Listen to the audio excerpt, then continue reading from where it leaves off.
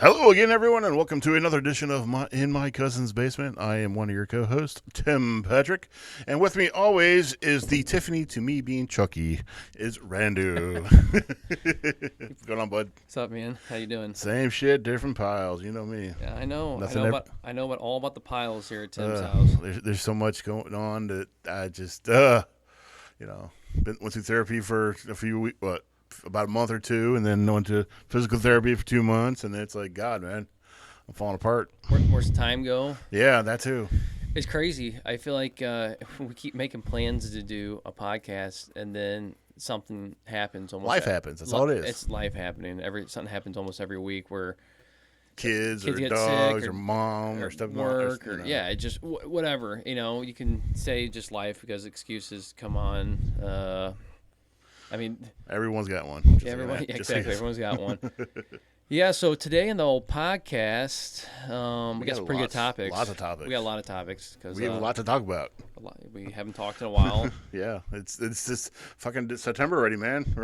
Next show is gonna be Halloween if we get there. Dude, I'm so excited for Halloween this year. Yeah, I am as big as a resurgence did last year of kids coming to the door. I have a lot of confidence in this year's. Yeah, last Halloween, before we get in our topics, was probably the busiest Halloween I've seen in years. Yeah. Like, when we went out, I saw more kids in the last year than I've seen in the last 5 years. Yeah. Well, I had COVID, right? But still, that ruined everything. And then creepy people, at the door and putting razor blades and candy and stuff like that. Your kids get scared; they don't want to go out, and plus, they're lazy. They just want shit brought to them. Yeah, I think the news really ruined a lot of stuff with people with the whole putting stuff in people's candy. I'm not saying it doesn't happen. I'm saying it probably does, but it's probably one person that happened to, and it didn't happen to a whole community of people. Right? They blew it up too much. Yeah. They over exaggerated. I mean, I remember one time I was a kid. Just thinking about it now, and then we'll go to our topics. I was taking out the candy in our bowl, and I was wrapping the wrappers up and putting rocks in there. I don't know why I did that. That's cruel. And I handed it out to people or whatever. I was an asshole when I was a kid. Well, you still are. I know. You were just a little asshole then. Yeah. So I mean, it was funny. Yeah. Well, save that topic for Halloween. We can talk about stuff we used to do. I'll definitely say that for that topic. All right. So. Lots of topics. We're going to get into it right now and jump into it. Both feet. You guys are ready? Both. Get your coffee. Gotta get one. Turn your headphones on. Don't wear them at all. Yeah. What do you say in the morning for your intro when you're ready to go? Get your coffee. Get your shower, get caffeinated, and let's fucking go. There you go. All right, so first topic, we're going to talk about classic board games that are making a resurgence in 2025. It's weird. It's not just because I have kids, Tim doesn't even have kids, so it's just something I've noticed and seen, and they said like it's been going up tremendously, I guess, since COVID. People are getting back in more doing card games and board games. I know I brought it up one time, I think on one of our last podcasts, but I've just seen it. I've seen more people doing it. When I went to the arcade bar with my dad a couple weeks ago, there was like 15 people in there playing classic board games. Wow. They just come in there. You can take a free board game, get a beer, food, or whatever, and just sit there with friends and play board games. I mean, It's something free to do, right? You don't have to pay money to do to keep people entertained and keep them in there. So I thought that was pretty cool. Yeah. So I'm just going. I got a list of games, and we're gonna name. I guess, dude, if you have any other ones, you can name some other ones. So we'll just go down the list together right now and figure out which ones we think are classics, I guess, or not classic. So, I don't want to know. Just look at your list. Clue. Clue, yes. I love looking at Clue. Mm-hmm. They have so many different versions of it now. There's a Metallica one I really want. Mm-hmm. It looks really cool. Yeah, there's like Clue South Park. There's Clue. They're like turning into Monopoly. There's a Monopoly everything now. Literally, I could have Monopoly my nutsack and it'd be out. But the Clue's turned in the same direction. Isn't it weird how that's happened? It's cool. I mean, it's cool. It's weird how it's happened. And some of them have different variants. I know you could there's Harry Potter versions. Not just looks different, but there's different rules or different things you can play in the game. Kind of how you say ways to play it, so to say. Yeah, there's that. We were talking about Clue, right? Yeah. And then obviously after Clue, which one of those classic games. I mean, You can talk about it with like the movies, the movie Clue. That's we'll talk about that later and some cool classic stuff that we're gonna bring up. But I think everybody's played Clue. And it's one of those games you have to get a little older to figure out how to play. Yeah, right. It's guessing games are like kind of hard for kids because they're just guessing out of nowhere. Clue's more of like an educated guess kind of thing. Mm-hmm. So you have to play with like-minded people who are kind of not smart, but at least smarter than some. Sure. What's the other one I was going to say? I guess that's enough about Clue. But I mean, Clue's one of those games I haven't played it with my family, but I've seen it's. I think every family. Everyone's owned it. I think everybody has pretty much owned it, right? We had one at Grandma and Grandpa's when we were kids. We had one at our house when we were kids. Yeah. We played it, and then you end up just, terrorizing your sister and taking the candlestick and trying to hit her in the head with it. Monopoly. I mean, this is probably the most. Yes. It's the most classic game. Yeah. It takes so effing long to play, but it is an actually traditional, like, long family game. If you sat down with a bunch of people, it kind of does teach you about, like, money and responsibility and doing stuff, but also there's a lot of fun stuff that happens. There's a lot of fuck your neighbors because, like, hey, you owe me rent. You got it. Where's my money? Where's my money? It's cool. It's another game that you can't really play with kids until they get a little older to understand, because kids are just like going in circles playing the game and they don't understand, right? Exactly. It's not Candyland to them, even though Candyland's a classic. I was going to bring up Chutes and Ladders. Or Chutes and Ladders. Like those are like the easy like little kid games they can understand. And all they do have to do is roll the dice and move their player. That's it. Exactly. I didn't really play this game a lot growing up, but I always remember my grandma or just older people like playing this game is Boggle. Oh yeah, I love Boggle. I just never played it. You know, I like the game. I mean, I played it on my phone as I've gotten older, but I never traditionally played the original board game Boggle. It's fun. I liked it. That's how a lot of ways how I learned how certain words are spelled, or like how like the cheat word they call the cheat words, because I played jumble games all the time. Yep. Like 8 is ATE. You can also get eat out of it, EAT out of it, or you get TEA out of it. That's 3 words right there. Yeah. There's a bunch of other ones, but that's one that comes to mind that turned into 3 points right there or whatever. I used to love playing that game, and I would just cream everybody, It is a cool game, and if you're good at thinking and spelling, or it makes you more creative and come up with words, right? What pissed the people off more than anything is the time limit goes by too fast. I think you had like a minute or 2 minutes, something like that. Whatever the hourglass thing you had, that's what the pressure was would get to people. Mm-hmm. And I like I said, I liked it though. I liked that kind of thing. My mom and dad never played it. I think Grandma had it when we were kids, and we played it once in a while. But I remember going to other people's house, and they're always playing Boggle. I'm like, what the fuck is Boggle? Right. Yeah. But as I got older, it is a cool game. Yeah. I like playing on my phone. Once in a while, I had Boggle on my phone. I don't know. It seems like there's like apps you can get with all the classic board games on in the play, right? I was going to get to that. So there's pretty much a video version of every single game we've ever played. Which you probably play. Yeah, some of them. I have Monopoly on my phone right now. Yeah. Yeah. They have online Monopoly now, where you can play against people. Yeah, online. Seen that. Yeah. There's all kinds of different ones like that. You can get on like PlayStation and Xbox and other things like that if you want to play games.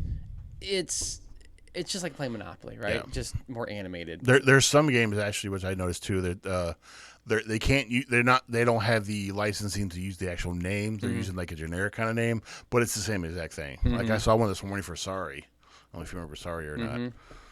Sorry, I haven't played that game in so long. Right, the automatic bubble kind of game, or Trouble. Bubble. Yeah, Trouble. all the other stuff they're starting to come out with, like the cell phone version games and stuff like that, which is really cool, I think, because it's the researchers of playing it, but I like playing it with people. I do too. This day and age, I see people were like, "Oh, play on my phone and play with other people," which is still, I guess, interactive, but it's not the same, dude. You're socialized, laughing, just doing stuff in games and stuff. Right. And you don't even know half the time people don't know if they're playing bots or real humans. I'd rather play with a real human. I would too, because that's more challenging than sometimes. Yep. Even if you turn the levels all the way up to hard or whatever, it's still like, come on, really? It's like you're playing a simulation. Exactly. The CPU and the video, any video game. Yeah, So, yeah. The next game I had was Battleship. Oh, great game. Electronic Battleship was better, I think. Electronic. Honestly, yeah. Yeah, where it made you sunk by Battleship. You can still get them. Yeah, they're difficult to find unless you buy the new ones. The cold classic ones. I've been telling my mom to look for, and obviously with her estate sales, she hasn't come across one. Oh, dude, it's so much fun. Even like the original one was just great. Mm-hmm. I used to cheat all the time because we would have like a piece that would be missing one of the pegs. Mm-hmm. So I'd like distract my brother and move one of my ships.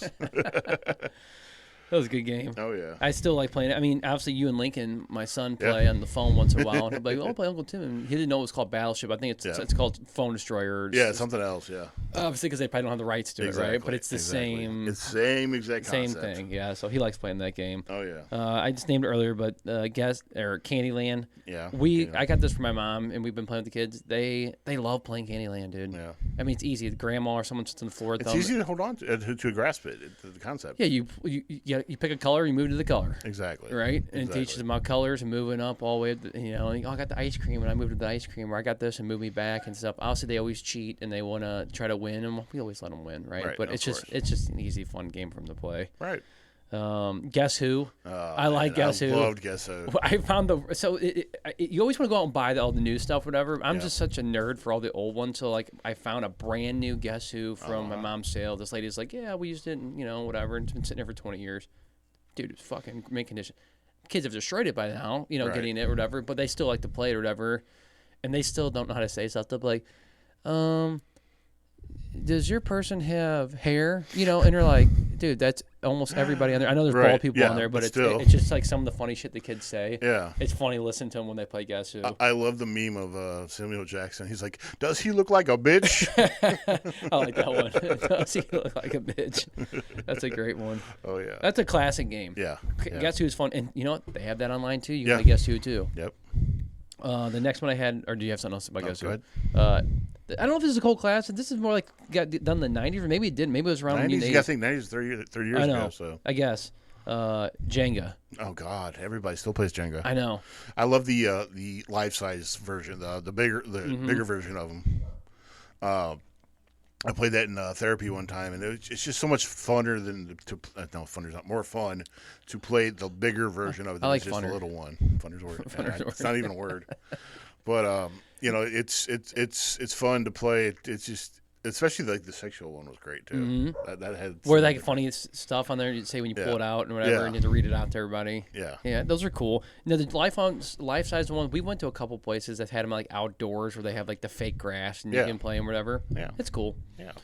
Or you watch a lot of drunk people play it or whatever, and they don't have the life size ones, but they have like the medium size ones. They'll play on tables, and they'll like kick the table, and the whole thing will fall over, and it's like, yeah you guys are idiots, but it's fun. People watching them do it. Oh yeah, it's a game of nerves more than anything. And steady hand, and everybody's always cheating. Oh, you can't do that one. You have to grab the other one. I like the video of the guy he's just like, yeah, fuck this, I don't even play, and just goes on and like punches him out, and he ends up winning the game. He doesn't even care. And they're like, how do you do that? Or he chops them with their hand or whatever, and chops one out. Or whatever. Yeah. It is a little bit of luck, but yeah, it's about steadiness and hands. Yeah. Or whatever. It's cool. Balance, all about balance. I haven't played Jenga in a long time though. Yeah. It's not something I'm like, oh, that's like when I'm gonna play a board game, I don't think about. You just want to go out of your way. Even though I own Jenga and we play with the kids, they like it. Yeah. So that's good. That's all that matters. I don't know if we said this earlier, but I have this game too, Connect 4. Oh God, that you can actually play that on the app for when I play with Lincoln with Battleship. Yep. That game used to piss me off so much because my brother had the backhanded way how to do it, how to play. He would get my direction looking one way, and then he could come from another way. It's like, oh God damn it! It's definitely a good strategy game. It's and you have to like bait and switch things that you're doing. I've watched. There's pro games that play Connect 4. Dude, there's fucking people that play like. They can play 6 pieces and they're done. They win. It's like, holy fuck, dude. I know there's combination strategies with all this kind of stuff, but it's funny. Like, there's actual pros playing Connect 4, and it's wild because they get like a stalemate almost every time they play. Yeah. It's like, do you guys win? How do you guys win if you guys get in stalemates? It's like playing checkers. Yep. Or not checkers, but I'm sorry. It's Chess. like tic-tac-toe. Yeah, I was just gonna say like that movie, War Games. Yeah, War Games. Yeah, you can't beat it, right? Yeah, it's one of those things. One of the best moves is not to not play at all. Yeah. Yeah, it's a weird thing. That's not a board game. Tic-tac-toe is a classic game, with kids or whatever. But, okay, so Connect 4, we still play it. Funny watching the kids, and they argue, like, who got Connect 4. We go to arcades sometimes, and they have a life-size Connect 4. Yeah, they're busters, And you have to throw in, like, a soccer ball or ball to get it into the chute. So there's just, like, not easy dropping it in, so it makes it a little bit more competitive and fun for the kids. Right, the ball bounces around, can go somewhere else. Yeah. That's kind of cool. Simon Says. Oh, God, dude. You heard that one? No, Simon. I know, but it's just, boop boop boop boop boop boop boop. So I bought one Sweet. when Lincoln was and Lila were kind of like, would have good memory and do all this stuff. Yeah. Like it's good for their memory, right? It's Right. one of those things you just don't think about. They play it, they still can't follow it. They'll get like 3 or 4 and do whatever, but it's For me, it was the sound. It wasn't so much the lights, the lighting up. It was me. I remember the sound more than I did the actual visual. me and Laura light. Laura's like, this is easy. I can get really far, and she got like 5 or 6. She's like, fuck, I messed up, and I was like, I told you it's not that easy. We're getting old. We're getting old. I think I got to like 9 or 10, and I was like, fuck this game. That's still good though in my book. That is. You know, it's difficult. Like red, green, blue, green, It's green, like blue, red. Yeah. You know, the old drunken game where one person does like a clap, another one goes clap, smack their chest, and then slap their chest, high five, and you keep going and shit. That's fun as hell when you're drunk. I forgot that game. That was a good game. I used to love Simon. Simon Says is a good game. This game I never played, but I used to see fucking dorks playing it all the time. And you can call them dorks, but they're probably not dorks. They're just I probably played it, but go ahead. Really intelligent. Risk. No, never played. Never ever played because it takes too fucking long. It's a really hard strategy game, right? Yes, it takes the most people I knew that would play the game, they would be playing for months on end. I know. It's like seriously, it's kind of like Dungeons and Dragons, or something like that. You have to be really nerded out and into it. And I don't have a problem with anybody that's into it. When I was a kid, I was like, oh, I'm not that kind of dork. I don't play Risk. But I remember kids would be like, I'd set up Risk and we'd play this campaign for a month, right? Right. So I mean that's a classic game that everyone knows, but I don't think a lot of people I know actually played the game. Right. But like you're saying, like there's Dungeons and Dragons, and there's one other game I remember. It's like a more nerded out. It's like it's called Warhammer. Have you ever heard of Warhammer? I've heard of it. I'm not sure if I've seen it. I think it's a strategy game, but most people get so into it they paint their own characters. Like you'll get your own figurines, and you paint them, and then you play or whatever. I've actually seen like Civil War versions of that. Yeah, and other England versus There's France people out there that will send a whole kit to these people. They're professional painters, and they'll paint all your stuff the way you want it done. Yep. And they pay big bucks. Dude, not just nerds, dude. I see like, hot girl nerds doing it, playing it too. It's like, sure, because it's a game where you could actually sit down and mind fuck somebody and play, prove that you're superior to the other person. As I've gotten older, I've found appreciation for people that have time to do that kind of stuff and enjoy it and they don't give a fuck what anybody thinks. And right. And as long as you have a group of friends or someone to play with, that's the thing. That's the hardest thing to find nowadays is people who actually want to sit down or who have the time to sit down and play a game. Exactly. Like I'd love to sit here and play chess with you probably, and we could probably play a few games and then we got shit to do. I'd love to sit down and just play games all fucking day. Like some of these kids, they get all the time to do. Exactly. Obviously, this is more for people that have more free time. Or sometimes you can play it after dinner, some people do family game nights. I remember that was a big thing that people brought back was like, we're not going to do no TV. It's just going to sit down. We're going to play a board game. I hang miss out those with family. nights. I used to go to other people's family because my family wouldn't do it. Really? Yeah. I don't know if that's still a thing. People should bring that back if they don't bring it back. Like family game nights should be a thing. Right. Maybe it's one night a week or even one night a month. Yeah, if that, yeah. They made a movie about it too. So come on. Yeah. What was it called? Game Night. Game Night or whatever. Yeah. Yeah. It was Jason Bateman and a couple of other people. His brother got them a real life situation where he gets kidnapped and something that actually really does happen. Yeah. Dexter's in it. That's how I remember it. It's a decent movie. Oh yeah, I liked it. It was something different. I like Michael C. a lot. Oh yeah, he's awesome. If you haven't watched New Dexter, watch it because the season finale comes out this Friday. Yep. And dude, so far we don't have Plex anymore, so I mean. No, I got it back. It got back. Okay. I got it back. I gotta make sure it's working. Yeah, I made sure that Momo will give me it back. Momo. Moron. Oh. Momo. Morin. Yeah, Marine. What I was gonna say was, and no spoilers, nothing. If you're a Dexter fan and you watch the original Dexter, this is as close as you're gonna get to the original Dexter. Like it's par for the course. It's really good. Like it sucks you back in. It's Dexter. You're getting off topic. I know. Sorry, we're getting off topic. So anyway, good. Dexter's good. Go watch it. Yeah. So next to the Risk, this is classic. If you don't play these, I still play them still today. Is chess and checkers. Oh, chess, yeah, definitely. It took me forever to learn how to play chess, but I'm not the greatest, but I'm really good. Mm-hmm. And I will ever warn you, if you ever meet my Uncle John on my dad's side, don't ever play him. Really good. He could beat you in like less than 5 moves. I believe every fucking time. It's like, dude, this guy is amazing. I remember playing my cousin or one of my cousins in our family. And they said this kid was one of the best needed to do that. Sorry. That's why I was having some interference. What's it called? Chess. Cousin. Yeah, chess with my cousin. Cousin's chest. What? Yes, sorry. He told me, he's like, yeah, I've never been beat, and he's like, or he's been being beat, but he was like in a club or whatever, like, where they would Chess practice club. and do whatever. And I played him at my grandma Van's house for 3 hours, and he beat me by one move. Damn. Whatever. So I was close to beating him. I'm pretty fucking good at chess. I remember my buddy at work was like, I've been playing chess for like a year. He's like, you want to play me? I was like, dude, I'll kick your ass. Like, he's like, when's the last time you played chess? I'm like, it's been years. He's like, no, you won't. So we went on chess.com and played, and I beat him in an hour. He's like, fuck you. There's a chess game on that Battleship game thing too. We could play that. Really? I want to play you. Okay. I do want to play you. We can play with Lincoln too, like Battleship or whatever. There's a lot of games on that thing, and it's updated every once in a while. If you pay for it, you get more perks or whatever. Am I too loud? No. Keep talking. Am I talking? No, ABC, 1, 2, 3. I watched the Maury Povich show one time, and they had this little black girl on there. She was so proud that she learned her ABCs, and Maury wanted to hear it.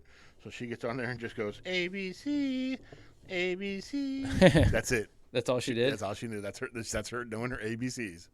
It's like, that's so fucking perfect example of the educational system we have nowadays.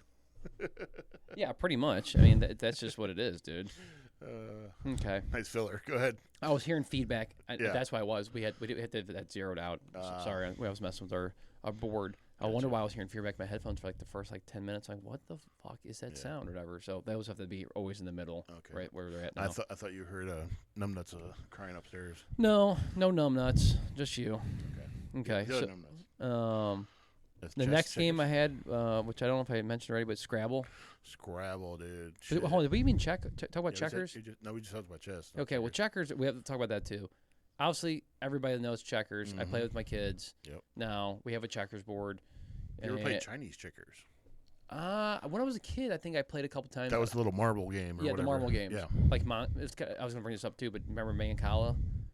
God, I hated that fucking game. The game where you had to pick up one and do whatever. Move around the board. Yeah. Yeah, into you had all the balls or whatever. Yeah. Both those games were on the thing too. Yeah, that was always cool. I always liked Mancala when I was a kid. It. I was actually decent at it. I wasn't the gridded, but I swear, when we talk about our podcast, but there's this kid I grew up with down the street that was the only child or whatever.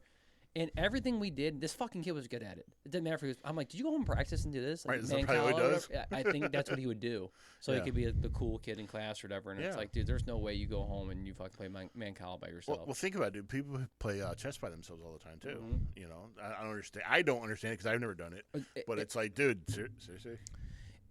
Well, have you ever watched what's that Netflix show? I mean, there's a bunch of movies. I like Chasing Bobby Fischer is a great movie. It's a chess movie, and then there's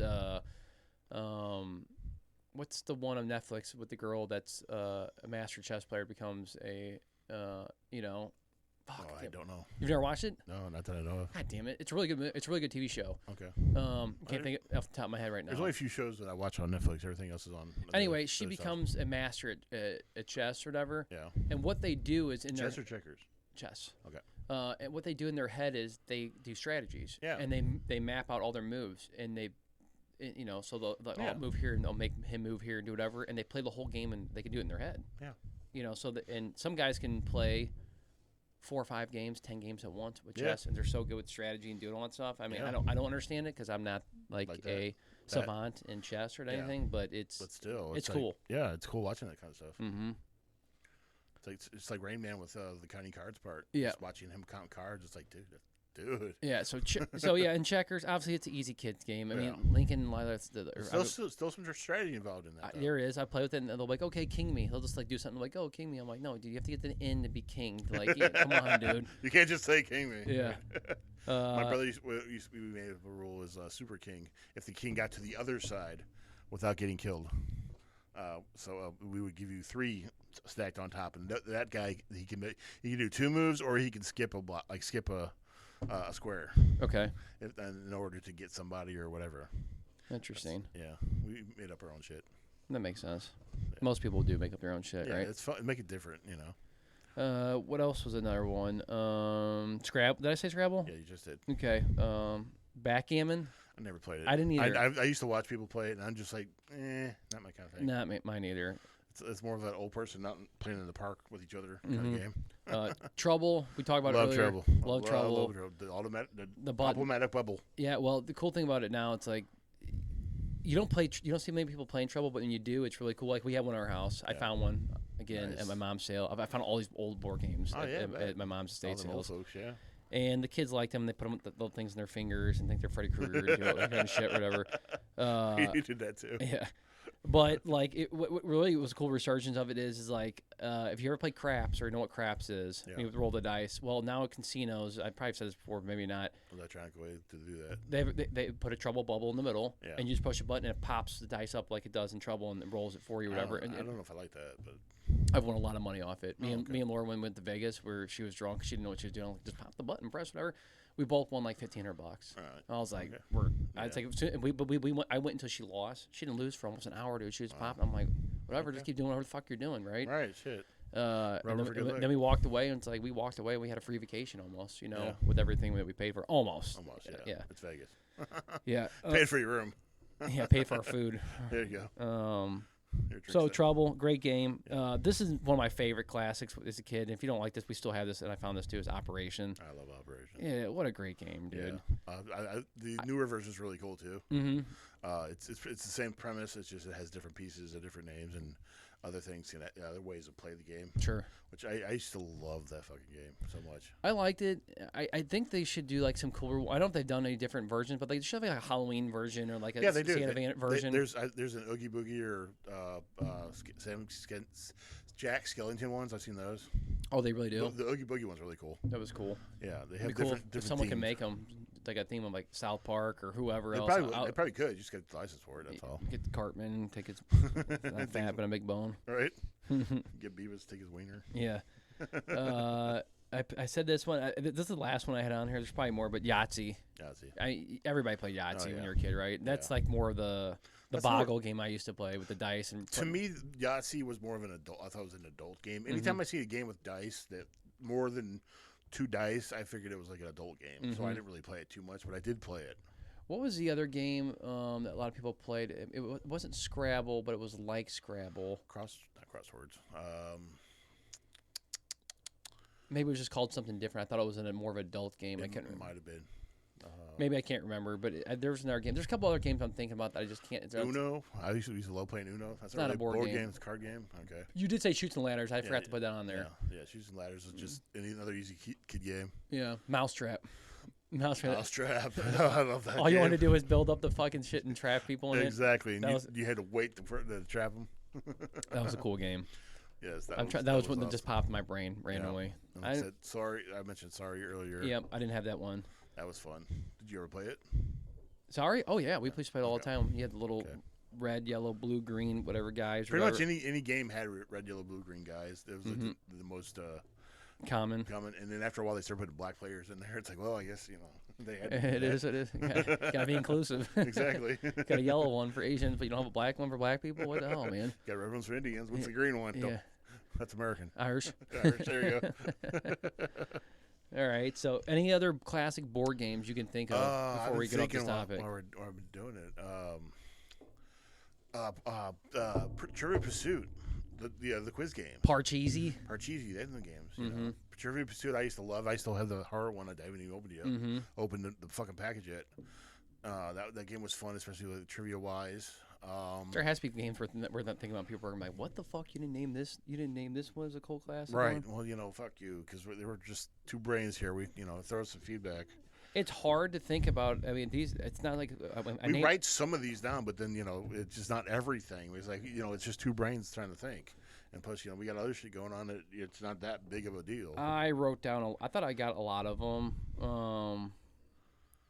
Let's see. What's the other one? Someone said Aggravation. I don't remember that game. Remember that. I remember Perfection.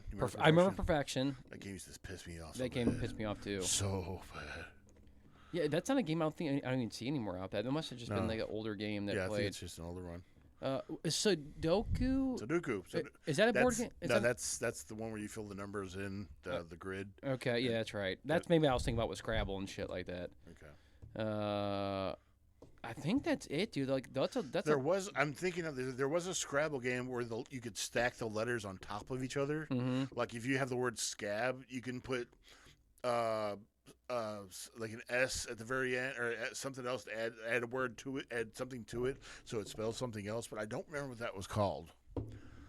I did remember. Shit, what was that one where?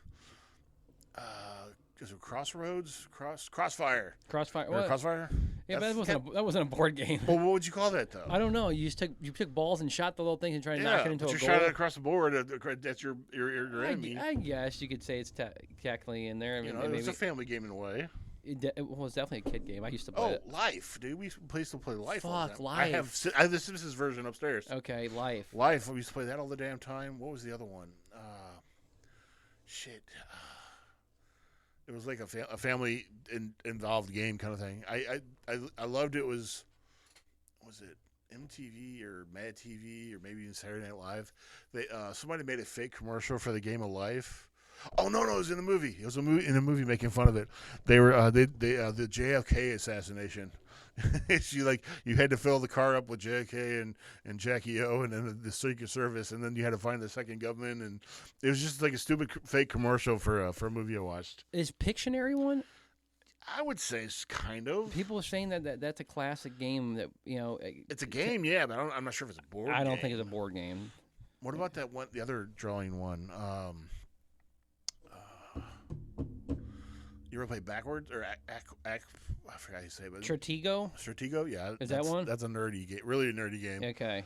That was kind of like chess, but like you had different pieces. Like you had Star Wars guys, Mm-hmm. or kind of thing. What is it?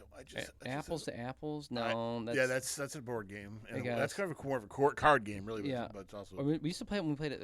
I used to always think that was a drinking game. I don't know why I associate it, but a lot of people used to play it when we used to play drinking games. yeah. I don't know why. It's a great way to drink a lot. Mm-hmm. What's the one I just had? We were talking about. Fuck! I just had it on top of my tip of my tongue too. When you said Pictionary, it was a drawing game. Is it the one you play on TV where they draw and they have to? That's win, lose, or draw. Yeah. Huh? Win, lose, or draw. Yeah. Yeah, kind of like that. That game was fun. It wasn't really a board game. I can't fucking think of it. All right, we'll move on. So, okay. For the board games, I think we nailed most. Oh of yeah, them. we nailed. If anybody, a lot of classics. If we missed any, put some in the comments and tell us that we're retarded and we forgot that one. Yeah, we can always come back to this one. This is a broad subject that we could talk about a lot about. I just thought it was cool seeing like a resurgence of it because in the day and age of technology, nobody fucking plays board games anymore. Nobody does analog thing or whatever you want to call it, or hands-on games. Exactly. That's a baby's toy. You guys do that? No way. All right, so the next one, my next topic I got is movies that are cult classics that can't be redone. Can't or shouldn't? That's all right. Well, let me rephrase it. Well, you can do both if you well, want to. We can put in both. We can talk about and say which ones can't and shouldn't be redone. Yeah. So we'll say both. They probably can be redone, but they shouldn't be redone. Right. Right. Right. I'm gonna let you go. I got a list, but I'm gonna let you name one off the top of your head. There's so many because I can see like Seth MacFarlane doing a shitload of them. Like I always thought Naked Gun would never be redone, but it was. Mm-hmm. But stuff like Airplane, you better not fucking do that. There would be such riots if they ever redo either of the Airplane movies. I don't think that. I think those are one movies that are sacred. They can't get redone. Yeah, because you're gonna if you do it nowadays, you're gonna have to leave a lot of stuff out.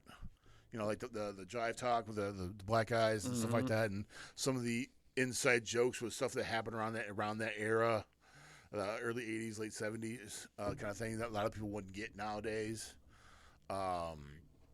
Animal House, that would cause a big ruckus if anybody redid that. But then you don't see a lot of tits as much as you do as you would have in Animal House. Yep. And again, there was a big scene with black guys in there that would not fly nowadays. Pretty much anything Mel Brooks. Spaceballs is cool because at least he's doing it, and he's putting his stamp and 2 cents in it. But Blazing Saddles never could get redone because there's a big thing with that. Oh yeah, That's one movie I don't think in this day and age they could redo unless the pussies that are. If they changed it to a different race, I bet you would fly. But if since it's black people, no, it won't. Maybe, just maybe. Probably. I would still revolt if they did it. You can't touch that one. That's a movie you just can't. You can't redo, dude. Yeah, Star Wars, they didn't really do it. They just added sequels and prequels to it. Mm-hmm. So that one shouldn't be done at all ever. But we never know because JJ could make his money and then sell it like George did. Yep. Indiana Jones, you can't redo those. Nope. It's Harrison Ford or nothing. Look at even Freddy Krueger or The Nightmare on Elm Street. Nobody wanted anybody else other than Robert Englund. And especially like there's been talk of going to be a newer one, but Robert's fucking 70-something years old. He can't do as much good shit as he used to. I agree. And plus a lot of the last ones didn't really do so well, and plus Wes Craven's not alive anymore. Yep. They're keeping Scream alive by doing it with other new directors and stuff like that. I hope after this last Scream they just end it. Like, just I cut don't it off. think they will because it's starting a new set of rules. If you think about it, they just had the first three had their rules. The three after that had their rules. Sorry, what should I rephrase it? Get the old characters out.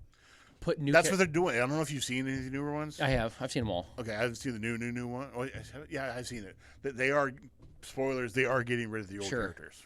I like how they revisited what's his name when he worked at the college or whatever to talk about the rules of scary movies. Yeah, I like Stu or whatever. Stu. I like his character. Did he get killed in the last one? Spoiler. Not Stu. It wasn't Stu. Stu was. No, he survived. He didn't. Stu was going to be the newer one, but somehow. Fuck, who was that? Officer. Jamie. It was Jamie Kennedy, wasn't it? Yeah, Jamie Kennedy. Yeah. No, the guy in the videotape with the cop. The guy at the video store that had all the rules for okay, that was Jamie Kennedy. Yeah, he died in like the first or second one. He did get killed. Yeah, he did get killed. Yeah. Okay. Because remember he was watching Halloween Oh, while they were right. out there. He's like, Jamie, don't go in there. Yeah. Jamie, look behind you. You're so fucking stupid. He's right behind you. Yeah. And the whole time that's really what's happening to him. Yeah, that's funny. What was I gonna say? But yeah, Skeet Ulrich was in the last one. I'm sorry, the cop didn't. What's his name? David Arquette. Yeah, Dewey or whatever his name is. Yeah, Dewey. Yeah, Dewey, Officer Doofus. They call him Doofy in the other one. Yeah. Scary movie. Yeah. There's gonna be another one of those coming out. I know. I saw that.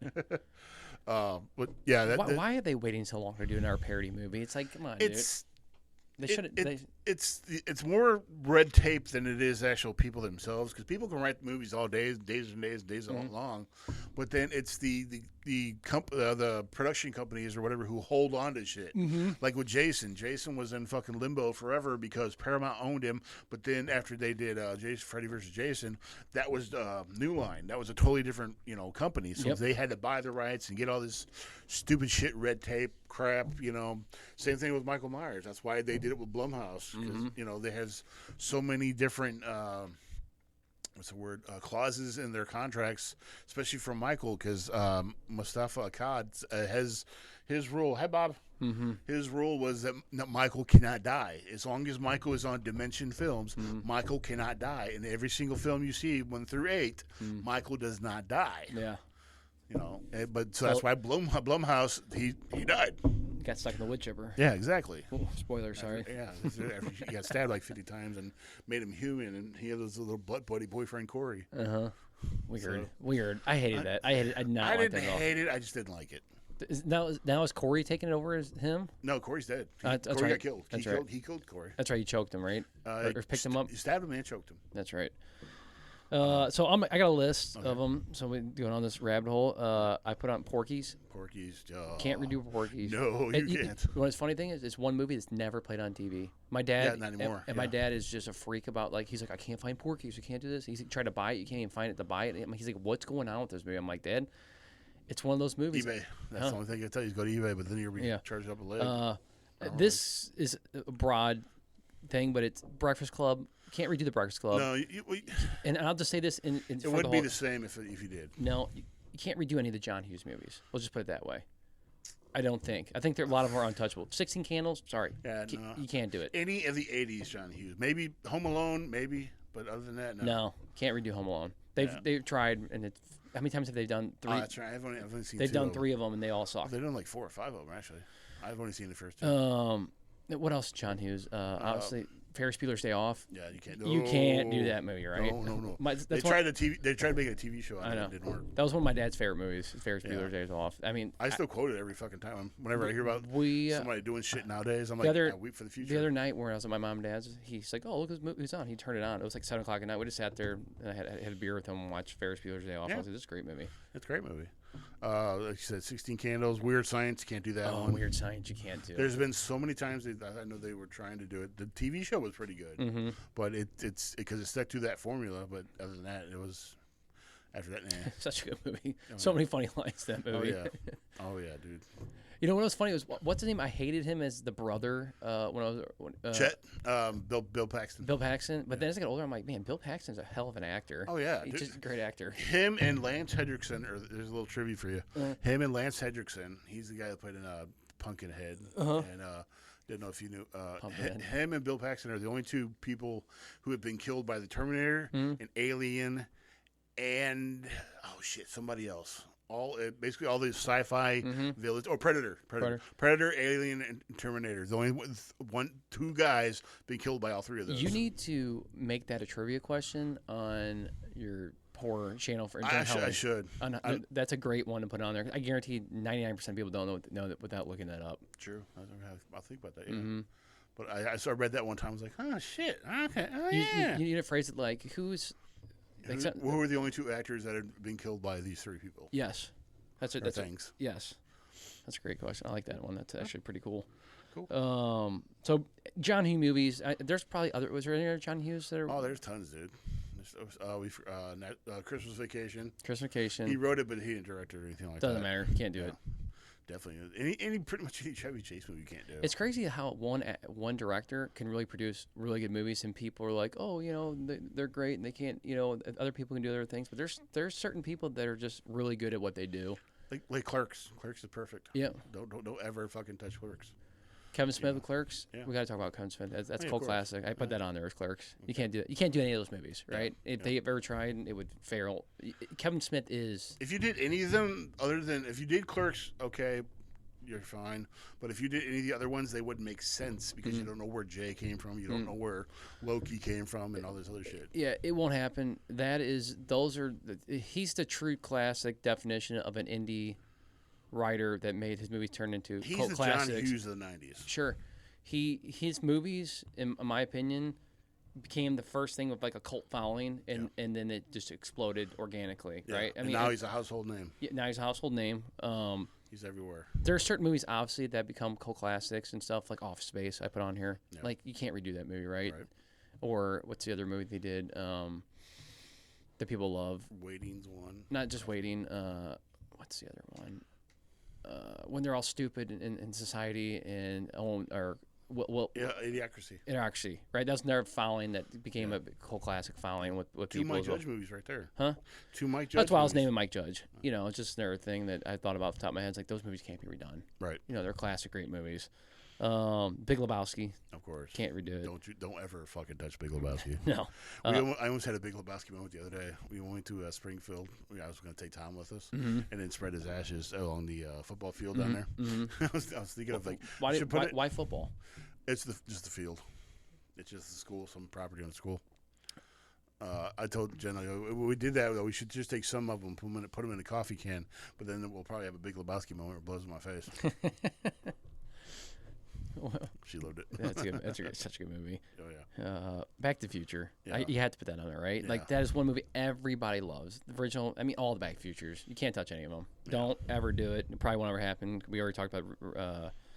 What's his name? Zemeckis said he would never give the rights away, and his kids. And so I think it's written in his will. Yeah, it can't be done. Yeah. Big Trouble in Little China. Can't redo that movie. It wouldn't have the same flavor, the same feling to it if you did that. But it could be done. Look, I'll just put in this: any John Carpenter movie, you can't redo, right? Yeah, pretty much without his stamp on it. I mean, even though they redid Halloween. To me, it's original Halloween still the best with him in it. But what's the movie when they're in Alaska? The Thing. I didn't want them to redo that. I love the original Thing. I don't even look at the new Thing and even consider it part of that genre. Even though John Carpenter's part of it, The original things you just can't. John's the second person because there was one before that, the thing from outer space or something like that. It's the same thing. I know. It's just a revisioned.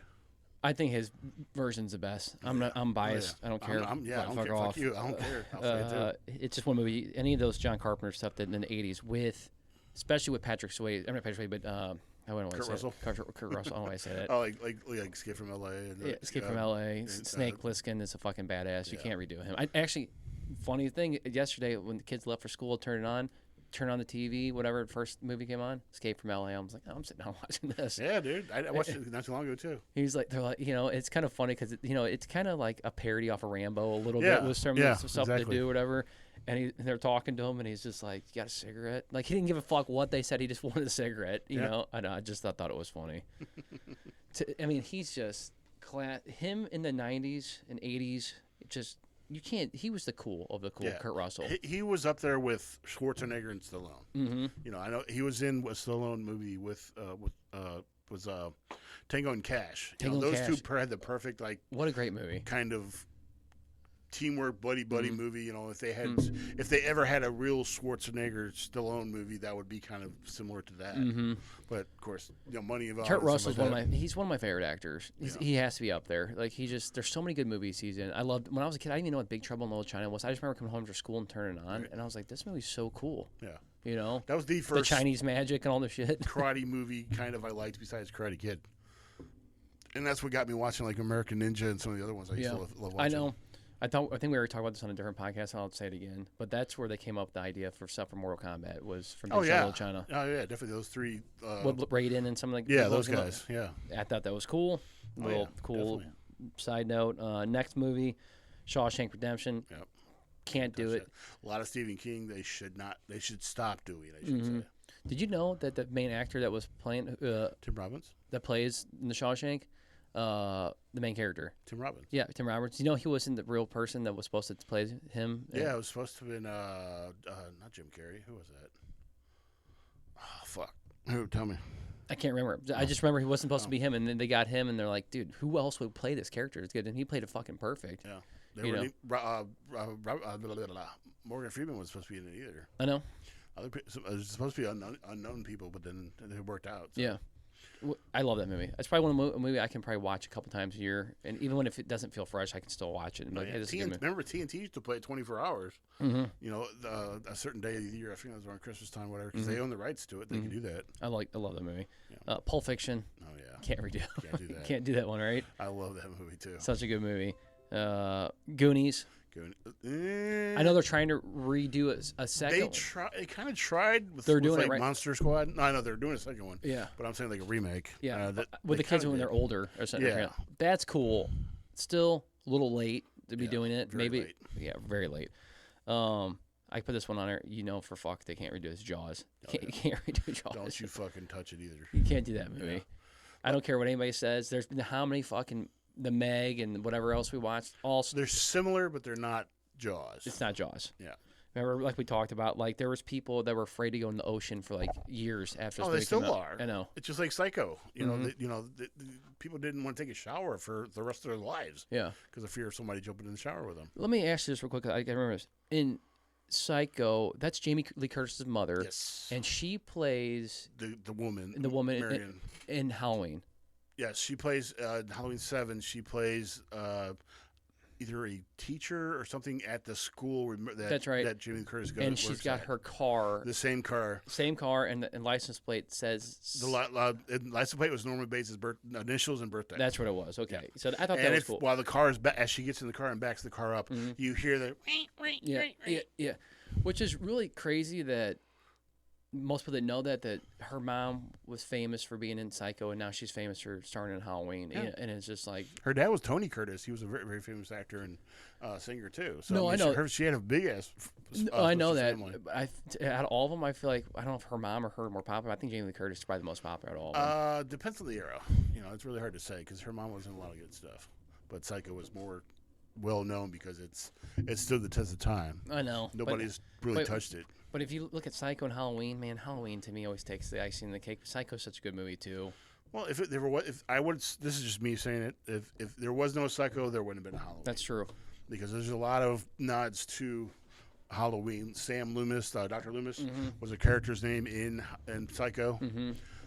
There's other similarities for the two. So John Carpenter gave a lot of nods. Because that was heavily inspired from. Yeah. Okay, that makes sense. Heavily inspired by it. That makes sense.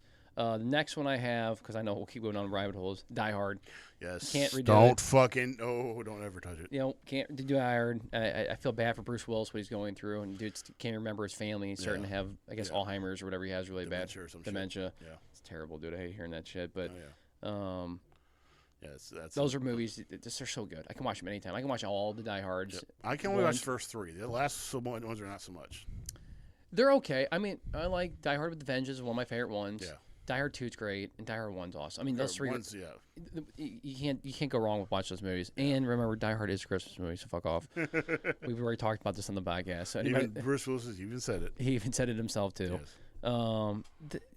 When I was a kid, I loved this movie when I was a kid. I haven't watched it in probably 20 years, but I still like the movie. E.T. I'm sorry, it's just a movie you can't redo, dude. Yeah, it's so just leave it on. Just leave it at that. It's a good movie. This is another movie I know for a fact you can't redo. And I watch it all the time with my kids, so I don't care what anybody says. Toy Story, you can't redo the movie. I've only seen the first one, so I can't say anything. The first one's the best one, so it doesn't matter. You just can't redo that series of movies. Like, just if anybody ever does that, kill yourself. Right. That's it. This movie's great. Can't redo it. Alien. Yeah. Or you probably could redo it. But don't redo it. Don't. Just original all the way up to. I mean, they've done Don't make up spin-offs. the effects and everything else and sequels and what have you, but and even like Alien versus Predator, which is still You're good not too. going to find in there Sigourney Weaver, the Right. the chick in the movie. Like before this whole feminism and women movement in Hollywood, she was a great actress. They put her in there for the right reason, and she killed the movie. And she what's that movie she plays in, The Abyss or whatever it is? The Abyss. Another great movie. You can't redo. I mean, maybe you could. But that's a cult classic to me too. Yeah. I didn't even put that on here. I just thought about it. I named Ferris Bueller's Day Off. We said this earlier, but this is one of my favorite movies with him in his war games. Yes. I don't know if you can. You could probably redo it. I think they did redo that. I think. No, they didn't. They didn't. Okay. I love that movie. It's great. They probably couldn't make it better, but dude, it's just a great movie. And I watched it with Lincoln. We went there today. We sat there and watched it. He actually enjoyed it because it's kind of about computers and games and stuff, right? It kind of kept his attention. These are no brainers. You can't redo Rambo or Terminator. Just don't. No, Terminator especially. The live action era of the 90s and early 80s, those guys were action. Yeah. I mean, pretty much anything Schwarzenegger, dude, you cannot touch. Schwarzenegger or Stallone, in my opinion. Exactly. Those movies, those guys literally were action. And nowadays, there are no action movies like that. I mean, you got John Wicks and shit like that or whatever. But everything's so CGI and everything. Everything what they were doing were actual, taking bumps and stuff like that. Well, so I will say Keanu Reeves and John Wick, he does all of his own stuff, like shooting guns and stuff. Yeah, that's cool. But most of their movies, that's why people like the movie or whatever. But a lot of their movies, nah, dude, they suck. There's not really many action. I didn't even like the Expendables or whatever that. Fuck, I didn't care about it. It was okay. Movies. The first one was okay. It was just a cash cow because it had all the big names in it. It was. I mean, it's cool to put all the guys in it, but it's to me, it's like, nah, I just don't care. I never saw the fourth one because I think there's only like two people from the original cast. I never see Commando on TV, but when it is, I watch that. Love that one, yes. And I love the original Predator with Arnold and stuff. Yes. It's just you can't beat those movies, man. Demolition Man, come on, man. Demolition Man, Rocky. Yeah. I didn't put that on here, but it just even though I'm a huge Rocky fan, when you watch it once, you're like, this is a good movie. The first one was the fourth one.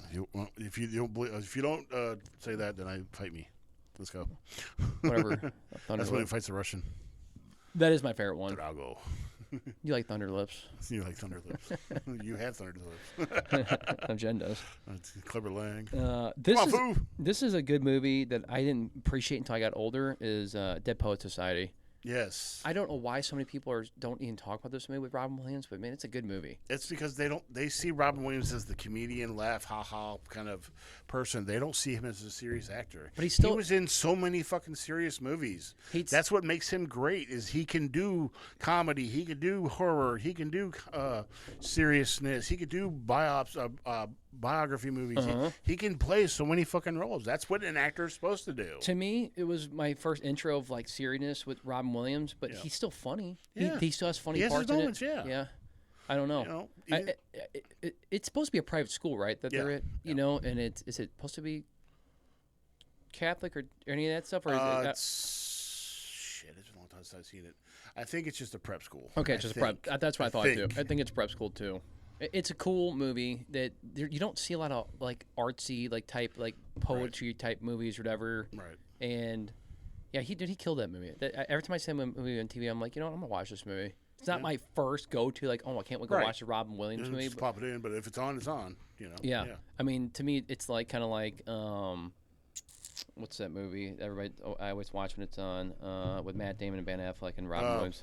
Good Will Hunting. Good Will Hunting. Yeah. That's another movie you probably can never redo. Yeah. I think it's a cult classic probably now.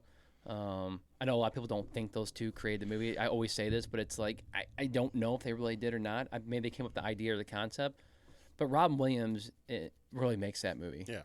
That's what it is. A lot of the movies that we're picking, there's like one main actor you can't replace and put in another movie. Like you said, the Poet Society, there's Robin Williams. We had earlier we were talking about Clerks, and stuff like that. It's just a lot of these movies you can't. There's so many things that were especially happening for the time at that time that you can't redo because kids nowadays wouldn't get it. Nope. I guarantee you, I could sit down with Lincoln right now. I would laugh my ass off at Airplane. He would laugh at a few parts, but not everything because he wouldn't get it because it wasn't. Around his time. It's not his time. Yeah. If you explain to him and then he watched it earlier. If you give it, give him like something about it or whatever. But other than that, he's not going to get it. Yeah. He's going to laugh because I'm laughing. Looking at your T-shirt, Major League is one we can't redo either. Oh fuck no! They better not touch it. It's one movie. I mean, that's a great movie. Yeah. Every time it's funny. Even my wife, you think women are in this movie. Every time it's on time, she turns it on. Yeah, Jen does too. She loves Major League. She thinks it's one of the funniest movies. What's the other one? The parody movie. Which one? What's it about? About Rambo. Oh, with Charlie Sheen. Hot Shots. Hot Shots. You can't do those either. 1 and 2. Yeah. I saw Hot Shots was on TV the other day. I watched it for a little bit. I own them. I'm like, I gotta watch these. When you get the chicken, this is the thing, whatever. I mean, it's not one of my favorite movies. Like, I can't wait to watch Hot Shots. But I was like, same people who did Airplane. That's the Zucker brothers. I know. That's what I was thinking about. It was when I used to go to Blockbuster. I used to see it. I remember I was like, "What's Hot Shots?" And I put it in it. And I brought it home. I thought it was the funniest thing when I was a kid. Yeah. Because I understood, because I watched Rambo and those other movies, I had appreciation for what they were doing. Right. And of course, they also did one of your other favorite movies. They better not redo. Which one? It's Basketball. Same guys. That will never be redone. Yeah. That movie didn't get greenlit. It took years for it to even get greenlit. Exactly. That's good. I forgot that they did that. What's another one? Silence of the Lambs. Yeah. Just another classic movie. I know you speak to this. It is a very classic movie that you can't no way to touch because it's not for thousands and thousands of reasons. A lot of it has to do with Anthony Hopkins, and even to a point, what's her name, Jane Fonda or whatever it is. It's just the back and forth with those two is just great. Jodie Foster, that's what it was. Jodie Foster, sorry. Back and forth with those two, it's just tremendous. They're like, in a way, a horror or suspenseful version of like a Tommy Boy kind of back. You know how David Spade and Chris Farley go back and forth. Yep. You can't emulate that at all. I did see that on CBS a couple years ago. They had the show Clarice, which is basically Clarice's after what happens after the Buffalo Bill trial, and so stuff like that happens. It was okay. It got canceled. It wasn't great, but the girl who played her did really, really, really, really well. Especially the accent, the West Virginia accent that Clarice had. It was pretty interesting because it was like Silence of the Lambs happened, but they didn't mention it a lot. I like all those movies. I like what's his name that plays. It's not a sequel or prequel, but what's Red Dragon or whatever. Which one? It's a prequel. Prequel. Is it a prequel? Is it? Which one is it? I thought it was a sequel. That's right. Manhunter is a prequel. Yeah. Manhunter. Yeah. All those movies are good, but I mean, the TV show was great. But Silence of the Lambs, just one of those movies you watch and you're like, holy fuck! Like this movie's just so good. Oh yeah. And how many movies have referenced Silence of the Lamb? Oh gosh, so fucking many. Cartoons. Jay and Silent Bob. Jay and Silent Bob. Just all of them. Oh yeah. Yeah, everybody's gonna say something like, who could I use, or he puts the lotion on his skin. Yeah, whatever. It's a one of those movies that gets referenced so much that it's you sit there and laugh, especially if it's like a comedy movie, like They Mention Precious, or when Jim Carrey does it and puts the stuff all over his face. Puts the bacon or whatever on his face. Yeah.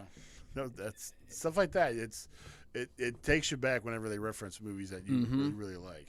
Yeah, it's enjoyable when you hear people talk about stuff like that, and it really does take you better. They say always say this, but it takes you back to a better time, right? Exactly. You know, when the movie came out. So, Yeah. next movie I had on here after Silence of the Lambs, I mean, kind of didn't name it, but The Shining. Yes. Just a Jack Nicholson and just classic fucking great horror movie. Like that gets referenced. Here's Johnny all the time and all that stuff. Oh, yeah. I love that. I love that part. They tried to obviously do the sequel. Yeah, whatever. Doctor Sleep. It was okay. Yeah. Not my favorite movie. Not a bad movie. Not my favorite movie had at its all. moments. It had its moments, right? It had a lot of It was nods. definitely Stephen King. Definitely Stephen King for sure. But the original, just another movie. You're just like, dude, every time that movie's on, you're like, dude, you find appreciation of why this movie was so good. Nicholson. This is what the movie that made him, right? No, actually, that was before that. What was the movie before it? One Flew Over the Cuckoo's Nest. Oh, the Cuckoo's Nest. Little Shop of Horrors. Little Shop of Horrors. A couple other indie movies. Yeah. But that was a movie One that Flew Over put the Cuckoo's him Nest. more over than That anything. was so good. Dude. I put that on there. We watched that actually last year because Laura's mom was like, "You never seen this?" And Laura's like, "No." So I put it on and watched it. Like him sitting inside that psych ward and he's not psycho. It's just one of the funny things. He's going psycho being inside the fucking place. And all the big names. Danny DeVito was in it. Christopher Lloyd was in it. Yep. So many. I always forget the end. He gets out at the end, right? No, he dies. That's right. He dies. The Indian kills him. That's right. Because he talks about he wants to be put out of his misery. Or he's numb from the electroshock therapy. Mm-hmm. So the Indian guy smothers him with a pillow and then tries to escape. Takes. I can't remember what the hell he picks up. He picks up something and tries to break the window so they can be free. That's the idea is so his soul can be free. That's right. And then trivia for you that's the same Indian guy that played in Poltergeist too. Oh really? Yeah. Did he put himself in that place on purpose, right? To do journalism or something? Yeah, something like that. Yeah. I can't remember exactly the whole. Oh, the guy who played Chucky's voices in it too. Mm-hmm. So yeah, there's an all-star cast in that before they even were all-stars. Sure. What's the next one? This is not one of my favorite movies by any means, but I know it can never get redone, and you're gonna laugh. It's Forrest Gump. I mean, you watch it once and it's good enough. You watch it once and it's good, and that's it. That's all it is. It's like Saving Private Ryan. You can put on there too. Probably will never get redone. Do I like Tom Hanks? Yes. Do I think he's overdone in movies? Yes, but he is a good actor. I'm not going to act like he's not. He's been in a lot of great movies like Castaway or Catch Me If You Can or what's some other ones that are good at Tom Hanks that he's in? Dragnet, Bachelor Club, Bachelor Party, Big. Oh yeah, it's a great movie. Philadelphia. You can't redo Big. They tried redoing Big. You can't redo it. Yeah. In fact, I was just watching. He was in a horror movie back in the early '80s. He was a minor part, but you can tell it's him. The Burbs, dude. Oh yeah, The Burbs. You can't redo that with Tom Hanks. That's actually a really good movie with Tom Hanks. That's perfect cult classic. I'd say young Tom Hanks in his younger era, great actor. He's got older, kind of more of a douche. Whatever. He got more serious. That's what it was. He got more money, so he grew up, so to say. He's considered one of the primary big name vets in Hollywood, which he's earned it. He's got his laundry list of movies are great. I'm sure I'm forgetting some cult classics he's been in or whatever, but yeah, Big and what's another movie he was in? Oh, I guess he's not in the movie, but I was gonna put on there License to Drive because that always I don't know why because those actors in the movie remind me, but License to Drive is a cult classic movie too. I love that Perfect movie. buddy movie. Huh? Perfect buddy movie. The Coreys. Yeah, Stand By Me can't redo. I'm trying to remember some other '80s movies that around that time they're just huge. Sandlot, obviously you can't God, redo. they better not touch that. No, I don't think that movie can ever be retouched. I know they tried with Bad News Bears. The Mighty Ducks can't be redone. Can't. Not really. No. There's no hockey. I'll just put this out there because I'm a huge hockey fan. Everybody knows it. There's so many hockey movies they put out, and a lot of them are just not. They're hit or miss. There's nothing in between. Exactly. Like to me, people are like, well, the reason I love Happy Gilmore, even though I hated the second one, I didn't like it, dude. It was just more nods than anything. But I get it. He did a movie with all his friends, whatever. Still appreciate it. Just not my Happy Gilmore. It's a hockey movie, but also golf. So it's like, and put hockey and golf go together. So many guys that play hockey play golf. So it was a cool adaptation because he's a huge hockey fan, but he's not a big golf guy, but he's now become more golf. He's obviously a big basketball guy too, but to me, that's a hockey movie. Kind of. Yeah, and Mighty Ducks is always that movie. Like when I go show all the kids, like what is something that everybody always quotes in the hockey locker room? It's Mighty Ducks. Don't know why. Quack. They don't do that, but maybe the younger kids do. Whenever we ever used to go to blues games, that's all I hear somebody quacking. It's like, really? Kids probably do it for fun, right? Yeah. It's a cool thing. It's a cool classic movie. Can't redo. I mean, you could pretty much say most Disney movies are cult classics, the original ones, but these idiots just keep redoing live action, doing something, botching them. So those are movies that probably shouldn't be redone, but they are being redone. We can name. I'm not even gonna name Disney movie because if you don't know, I know exactly what you're talking about. Huh? I know exactly which one you're talking about. Sure, there's just a lot of them they shouldn't be doing. Yeah. That's my next movie I put on here. Goodfellas. Yes, definitely cannot be redone. It's a great movie, great actors. Can't be redone. Oh yeah. This is obviously one of our favorites growing up. Trading Places. You fucking can't do it, dude. Just don't, Dan Aykroyd and those guys in it. You know, it's like The Great Outdoors and some other movies with Dan Aykroyd and Ghostbusters. You shouldn't. They've tried and redoing. Caddyshack. They did it with Fletch, which I was very upset about. God, Fletch. That's another movie. That's, my dad even says he's like it's an underrated movie. The first one. Fletch is a good movie. It's funny. Yeah. They remade it with John Hamm, and it wasn't the same. No, I watched 20 minutes of it and then turned it off. I like John Hamm, but he's not Chevy Chase. You can't redo that movie, dude. Exactly what you just said. He's not Chevy Chase. No. Do a different movie, just not his. Mm-hmm. Call it something else. Yeah, exactly. You know. That's what I don't get. It's like if you're gonna redo a movie or it's gonna be highly inspired by it, fucking call it something else. You know, or say like just say it flat out. You know, inspired by the greatness of Fletcher or whatever. You know, used cars. We talked this before. That fucking movie. I know, but it's one your of those. Dad has that movie ingrained in your forehead. I swear. It is a movie you can't redo though. I love that. I know. Movie. Yeah, it's funny. And that's a movie that's never played on TV either. Yeah, not anymore. Not anymore. Yeah. Does your dad own it at least? He does. Okay, He's got the DVD and he actually owns it. Good. Boys in the Hood. Yeah. Probably can't be redone. Obviously, Friday. You can't redo Friday. Oh, yeah. Now, these are just off the cuff. I'm just saying in my head now because I didn't write these down. I'm just trying to think of some other ones. You think of some. Yeah, I did. American History X. Can't redo that. Yeah, definitely. Some of the older horror anthology movies, like Creepshow or Evil Dead. Evil Dead. Well, they kind of redid that one. Mm-hmm. It was hard to explain. Yeah. What's that one I just had? Trilogy of Terror. They can't touch that. Mm-hmm. That was just the one actress. Poltergeist. No, they redid that. I know, but they shouldn't have redone it. Yeah, shouldn't. Yeah. There's a lot of horror movies they shouldn't do. Well, I guess stuff like Sleepaway Camp, American Werewolf in London. Oh, yeah, they can't touch those. Teen Wolf, Michael J. Fox. Yeah, they did the TV show. I know they did, and they fucked over. But still, the original movie is my favorite. Right. And the second one, obviously, the boxer one is awful, but they should have never done that one. But just left it alone. And Jason Bateman instead of what's his face. A lot of the old like Tales from the Crypt, not just the show, the movie that they had, the two movies. They can kind of redo, but they should.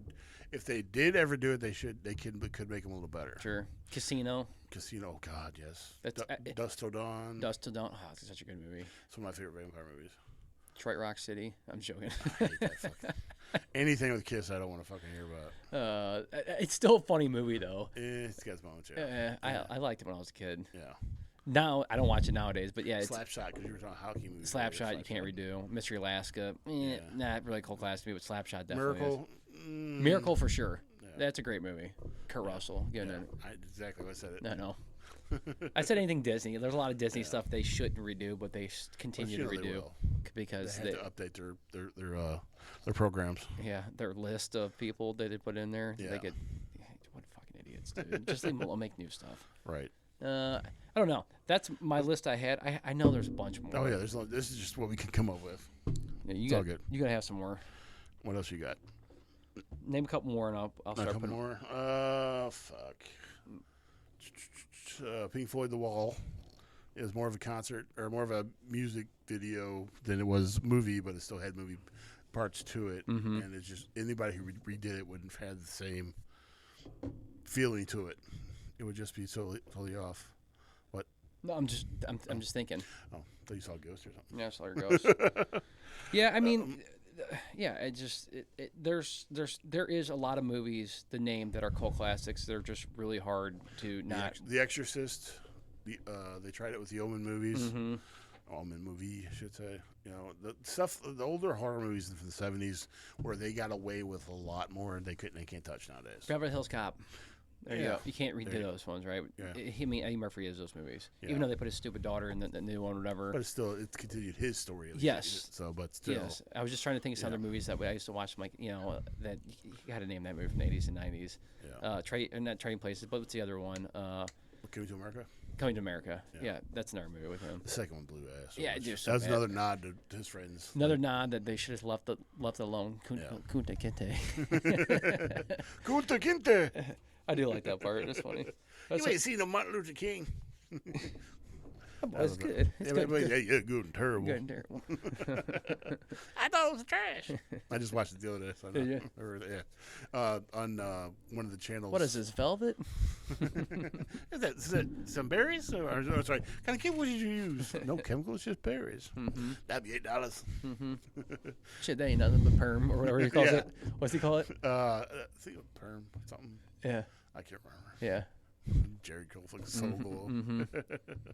Randy Jackson. Oh yeah, Randy Jackson, Sexo Chocolate, Sexo Chocolate. I love that movie. I do too. All right, Go so ahead. next one. All right, so now we're gonna move off the movies, boys and girls. I got a lot of topics now we're gonna discuss. So get ready. Hold on to your butts. What's that off of? South Park, Jesus Christ, Jurassic Park.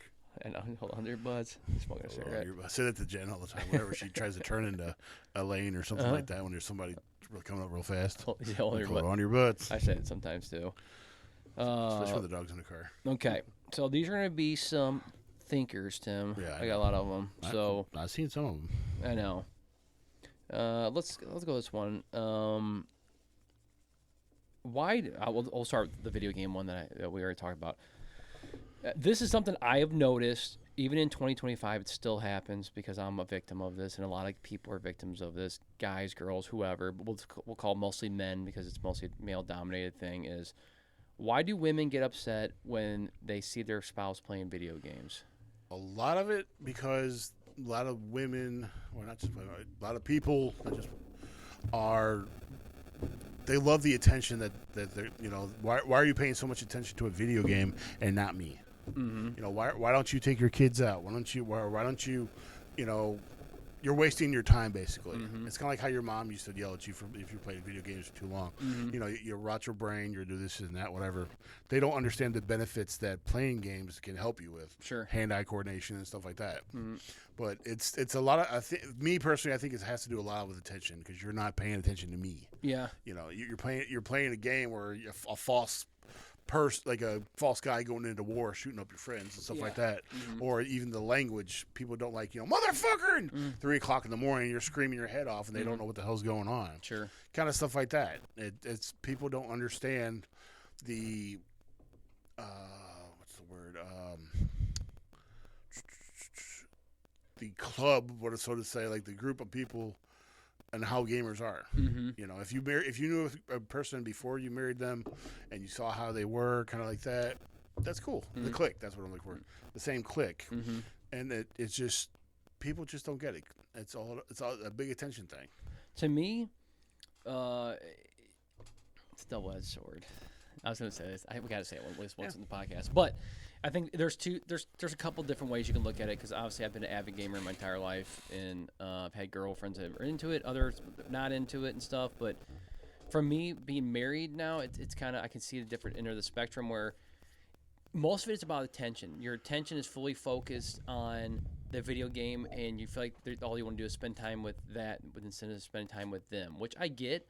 But also, the other side of it is the woman, most of the time, it's women, not men, but you're sitting there in bed watching Netflix doing the same thing that we're doing, playing video games. So you're spending your time watching the TV, but they want you to sit there and spend the time watching the show with them, even if you're even if you're not into the show.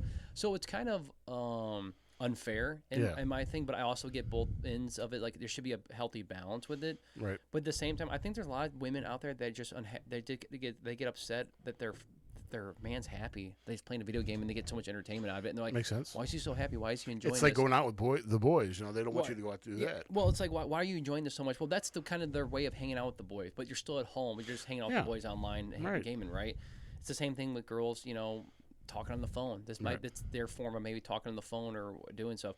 I think there's just been such a bad juju over the years where, like, if you play games, you're a piece of shit and you do all this stuff. Now, there's probably is people out there that are pieces of shit that do this, that ruin, one bad person doesn't ruin it for all of them. Right. Everybody is not like that. But also, I get both sides. That's why I said it's a double-edged sword. Like, there's good and positives out of both sides. But to me, it's mostly the simple fact that I think it's just you're taking attention away from your spouse, and they want more of the attention focused on them. But to me, I always tell my spouse, dude, I can be doing way worse things. I could be doing crack. So like us playing video games, I could be cheating on you. I don't see why so many girls hate. Like, I've seen a lot of girls, even when they're younger, like, oh, it's stupid that boys play games or whatever, and it's like, well, it's stupid that girls do facials and makeup and do stuff all the time. Why do you get your hair done? You're just gonna get get it fucked up on the way home, or why do you get a weave? It's got to come out. Yeah, I think to me, again, just the main point of it is, it's like there's so many different avenues people go down, but I think the majority of them is, I think the girls hate it because they're fully focused on them and taking attention away from them. Right. Exactly. It'd be like coming in the bedroom, the girls fully watching fucking 90210, the newer one or something, and Vampire Diaries. Yeah, and you want to hang out with them, but that's what they want to watch. So that's why most men are like, okay, you're next to me, and then they're playing on their phone, right? Or the girls in the same thing. You're playing a game, they're playing on the phone. I get it. It's kind of boring if you're not into it. Like, if I was a girl and I was into it, you could sit there and watch and play with them. Yeah, that's fine. A little bit different, but I think I think it's getting better with this era of people. There's a lot of games are getting more towards everybody now. Well, I think and girls are more accustomed to it now. Girls grow up playing them, and they understand why guys are into them. A lot of the girls will fucking kick your ass in those games too. That's true too. I've seen videos, dude. These women, it's like, holy fuck, man. I just think that a lot of it has to do with the simple fact too that they just don't like seeing their spouse happy because they're doing something that's not with them. Or their family or anything like that. Sure. I think that's what causes some like friction and fighting between family or even just people in general. But I don't think they should really get upset. And then here's the double-edged part of it. It's like, I don't think you should be upset because unless that's all they do, then it's valid. But if it's just like for an hour a night to decompress or maybe 2 hours, say hi to the boys, or like they have a dedicated night. Like some of my friends, like I have a dedicated night Thursday nights for my night game to game. My wife can't say anything. I get 3 hours to play, and then that's my night. And then the rest of the week I'm back to hanging out with the family and doing stuff. That's cool too. I think there should be some compromise, right? Yeah, compromise. Because I used to be 7 days a week every night playing, and now I'm maybe 1 or 2 days. I mean, it's mostly just one. Yeah. When I have like an hour to myself, and that time I'm so fucking tired. It's like, man, I can play for an hour or two, but I've been getting more into it now because my son wants to play, so I got him a computer for his birthday. Not a great one, a little one just to play games on. Yeah.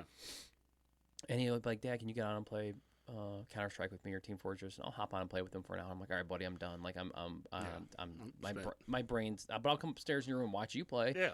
He's like, no, it's not the same. I want you to play with me. And then after a while, he'll be like, Dad, can you come watch me play? And it's like, yeah, I'll come watch you play. Yeah. So and then he gets mad because you're playing on your phone, not watching me. I'm like, dude, I've been playing this game for 30 years. But right, I know it goes but on. It is cool watching because he is getting better. So it's like it's enjoyable watching him play, but at the same time. So, what do you think? Anything else about that? No, I just think it's majorly attention thing. They're not paying attention. I mean, you're taking your attention away from other things that could be done. It could be the same thing with your phone. Like you play on your phone, and your wife's like, well, you're sitting next to me and you're playing on your phone. It's the same difference, right? You could be playing a game on your phone on social media. Your girlfriend does the same thing. It's kind of the same thing. It's just doing something different on a technology device. That's all it is, right? You're not giving someone your full attention. Exactly. All right, here's the next one. I know you don't like these ones, but I'm going to say it anyway. If you could talk to yourself 10 years ago, what would you say and why? Stop eating. Stop eating? You don't need a whole pizza. Why not? Shit. You'll affect it later. Yeah. 10 years ago from now, let's see, what was it, 2015? Yeah. Go to that school that you've been talking about. Going to community college and working the radio. Basically, I would try to motivate myself to anything health wise to do better. Mm-hmm. If it was 20 years ago, I would be beating my ass right now. Say, dude, you're too fucking fat. Stuff like that. Just to go back and motivate myself. Sure. To do more. Obviously, didn't have a foot 10 years ago. So, I was doing my best I was making the best of what I had. Mm-hmm. I was doing stuff around the house more. I was learning to walk by myself because the insurance didn't kick in. Stuff like that. Mm-hmm. And save your money, too. I'd make healthier decisions, and save money. Sure. That's exactly what I would say to myself. I think to me, 10 years ago, obviously, I was I just getting married? Yeah, because I've been married for 10 years now. Yeah. So still married, I just got married, but I think to me I was still on my health kick, I'd say, but I was still overdoing it, which led to me having my adrenal issues that I have now with being zealous. Overzealous or just doing too much and didn't know that this was something that ran my family. Obviously, my intentions were good, but my OCD was over the top with it, like being in check and like going in here and doing this and doing that every day. It's like I didn't need to work out 7 days a week. Like doing that kind of stuff hurt me. So like if I go back and talk to myself like, hey, slow it down, like still do it, but don't do it intense-wise you're doing it. Like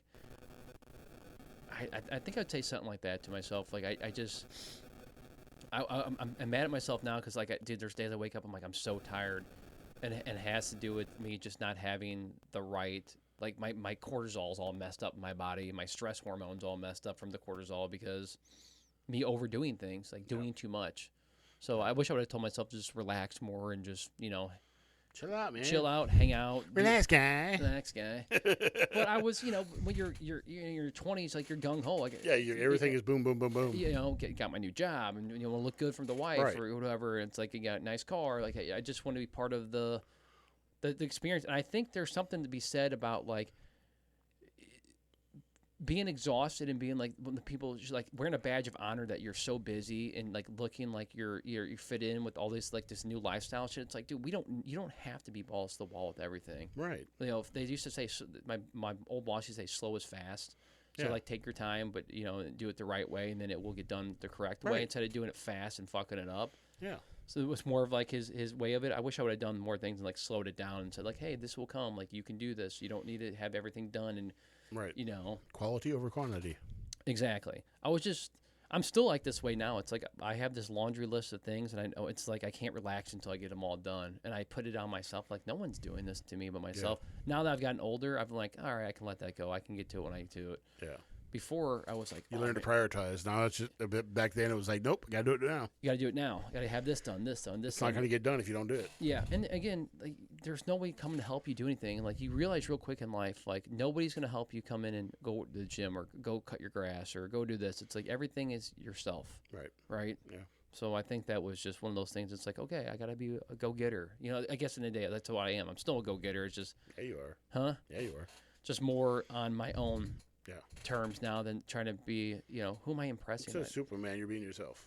Keeping up with the Joneses, dude. We'll say like there you go. That old term, keeping up with the Joneses, having everything done and doing all that stuff. It's like I still like being like that, but it's like I just do it at my own pace now, where it doesn't stress me out. It used to stress me the fuck out about everything. So right. That's if I could go back and tell myself, I give myself some little bit of life advice about that. There you go. That's good. Yeah. How about anything else about that? I got mine. You got yours? Yeah. Okay. This one I saw. A line I was reading something. I think this is pretty true. So a lot, everybody works 9 to 5s or 7 to 4 or whatever. And I've noticed with a lot of people, you never get any downtime at work. And some guy said, he's like, my part of the day, my favorite part is eating alone at work is the most relaxing part of my day. And I was like, you know what? I get that, right? And I used to get made fun of at work about this. It would be like every time I would hit work. Around lunch, my lunch was up from 11 to 12. I took an early lunch because I liked just going before everybody else did, so I could go get my food and just relax. So I go get my food at 11, and then I might talk to somebody on the phone, mom, dad, wife, friends, whoever, and I would sit out in my car and just chill and talk on the phone and like eat my lunch. And sometimes I'd take a 15-minute nap if I wanted to, or I would just sit in there and just fucking decompress and and just hang out when it was nice outside. Well, all my friends would be like, they'd always ask me at work, let's go to lunch. They would go to lunch all the time, Yeah. I was on my health kick a lot during then, so I would go eat the same stuff all the time, get chicken and rice, or go somewhere that I knew that was healthy and affordable. And I just wanted to get away from everybody. And then no one would bother me about work. And it's like, dude, I talk to these people all day, every day. I don't want to go to lunch with them. So people would be like, Rainey won't go to lunch with you. It can be like an inside joke. Like, he's not going to go to lunch with you because he's got doing this. Like, they'd have to like beg me to go. And I'd always tell them no. Like, nah, I'm doing other things. And then they come to find out, like, why would you do that? And it's like, dude, it's because I wanted an hour to myself throughout the day. Yeah. I didn't want peace and quiet. I wanted peace and quiet. I didn't want to talk to you guys. We sit there and we joke around all day. I'm working with you guys, 5 days a week, 360, 364, 365 days or whatever the hell it is. And it gets old. So it's like I can relate to what the guy was saying. It's like there are a lot of people that just don't take time out themselves. Or if I go run errands or go do whatever else on lunch. So I don't want that one hit home to me a lot because I'm still like that now. Even at my house, like when I get an hour to my lunch, I kind of like eating lunch by myself. I don't even want to be around all the kids and people because I'm at home with them all day. But I will. I like having the hour myself. I kind of miss it on lunch, having that hour to myself. I used to, especially at the casino, I would try to find a spot where very little people would be smoking because we could smoke outside, or there's a couple of designated areas. There's even a smoking room. I would go somewhere where there was nobody else because I can not see their faces. I can get away from the loud machines going off or whatever, especially we're at Taco Bell. Get away from the customers because I see them all the fucking time. It's just like you said, it's a way to decompress, and I would go nuts if I had to sit there the entire fucking time and have to eat lunch with them, see them every single day, do the same routine. I would be insane. I'd be insane asylum right now. It's hard for people to understand because some people enjoy going to lunch with people all day. Yeah, and other people I get that. But to me, it's like even if I just wanted to go outside, I would just go sit at the lunch table and sit outside and just sometimes just listen to podcasts or just sit there and chill for a minute. Birds, or whatever, just to decompress. And people are like, "What are you doing out here by yourself?" I'm like, "Dude, I just want 30 minutes."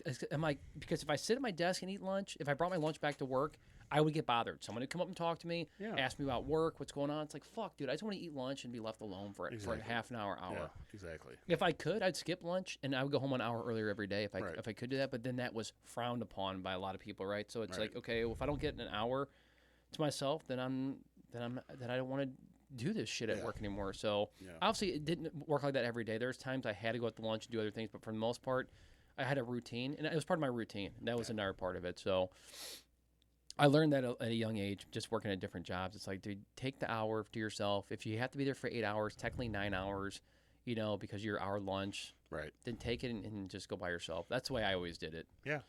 And if I did go by myself, sometimes I'd go on the walking tread desk, which sounded stupid, but no one would ever be over there. And I would just put on my computer and I'd watch sometimes like a show or a movie or just listen to some music or something like that just to get away. Yeah.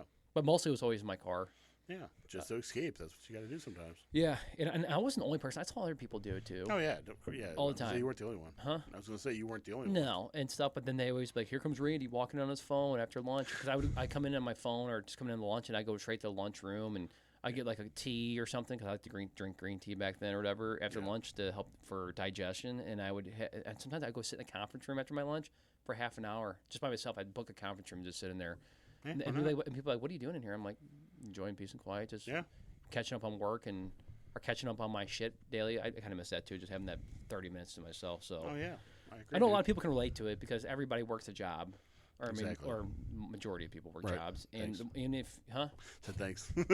Yeah, well, you stuck to have a job, you're just not getting paid for it. Exactly. Too bad this isn't our job. All right, shit. But yeah, I just thought that one hit home. I think everybody can relate to it. I'm sure you had definitely. Yeah. I'm sure you had moments at work besides lots of moments. Right, fuck, dude.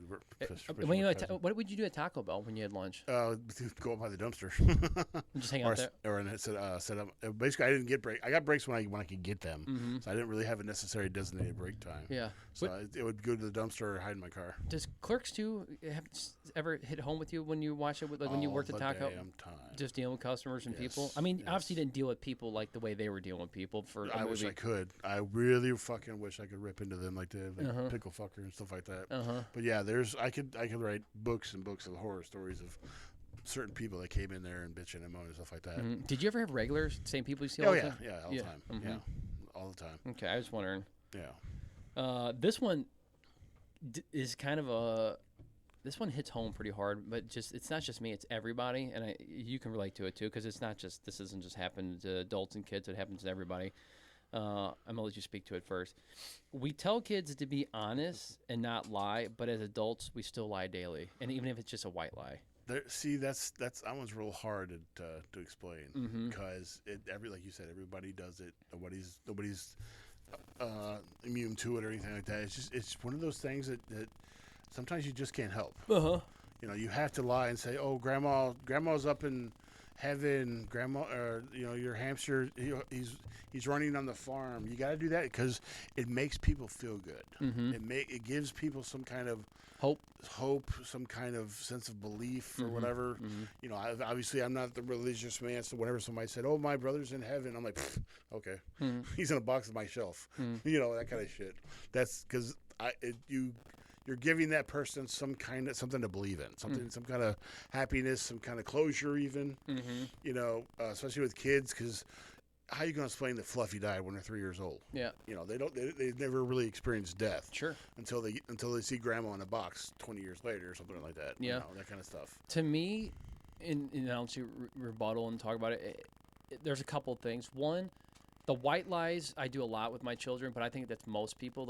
Oh, where's Santa at right now, or whatever. Right. Yeah. That. Like, for example, I told my kids if they were good and they started sleeping in their bed more and doing this, whatever, I'd tell the elves to come back from the North Pole for a month early or whatever, and they could hang out for a couple weeks. And I did. And dude, they minded so good that they had elves watch and doing stuff. And someone's like, "Does your kid have their elf out?" And it's like, "Yeah, fuck off. I do different things than everybody else does." Lincoln, you're giving them help. You're giving them something happiness, something to believe in. Yeah, like Lincoln wanted this new hockey stick, and he got it for his birthday because he got all these gift cards or whatever. Yeah, I remember that. And stuff. And I just told him that his elf's name's Red. I just told him, I said, Red brought it to you and brought it from the North Pole. And so when he got home from school, I had Red on the stick, and it's like, he brought you a present for being good and listening. And he's going to stay here for a little bit longer, and then he's got to go back to the North Pole or whatever. Yeah.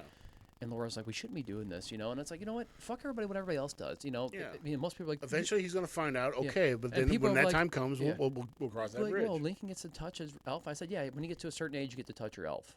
In our household, that's what they let you do. Other households, you might not get to do that, but Lincoln's 7 now, and Lila's about to be 5.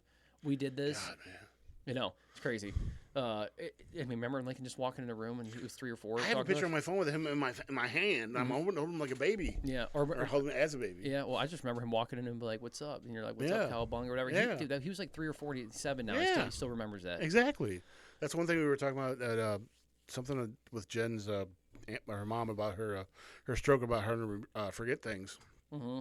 I told her about, Lincoln gave me his flashcards, and he wanted to know what kind of noises these animals made. Mm-hmm. I got to a turtle. I didn't know what the fuck to say for a turtle, so I said cowabunga. Mm-hmm. And her mom's friend was just like, "Oh my God, that is so cute." Mm-hmm. I'm gonna tell people that story, uh-huh. Because that's something that gives that child hope. That gives him something to remember you by, mm-hmm. stuff like that. I'm like, I go, he's not my child. He's not really my nephew, but I call him my nephew. Mm-hmm. That kind of stuff.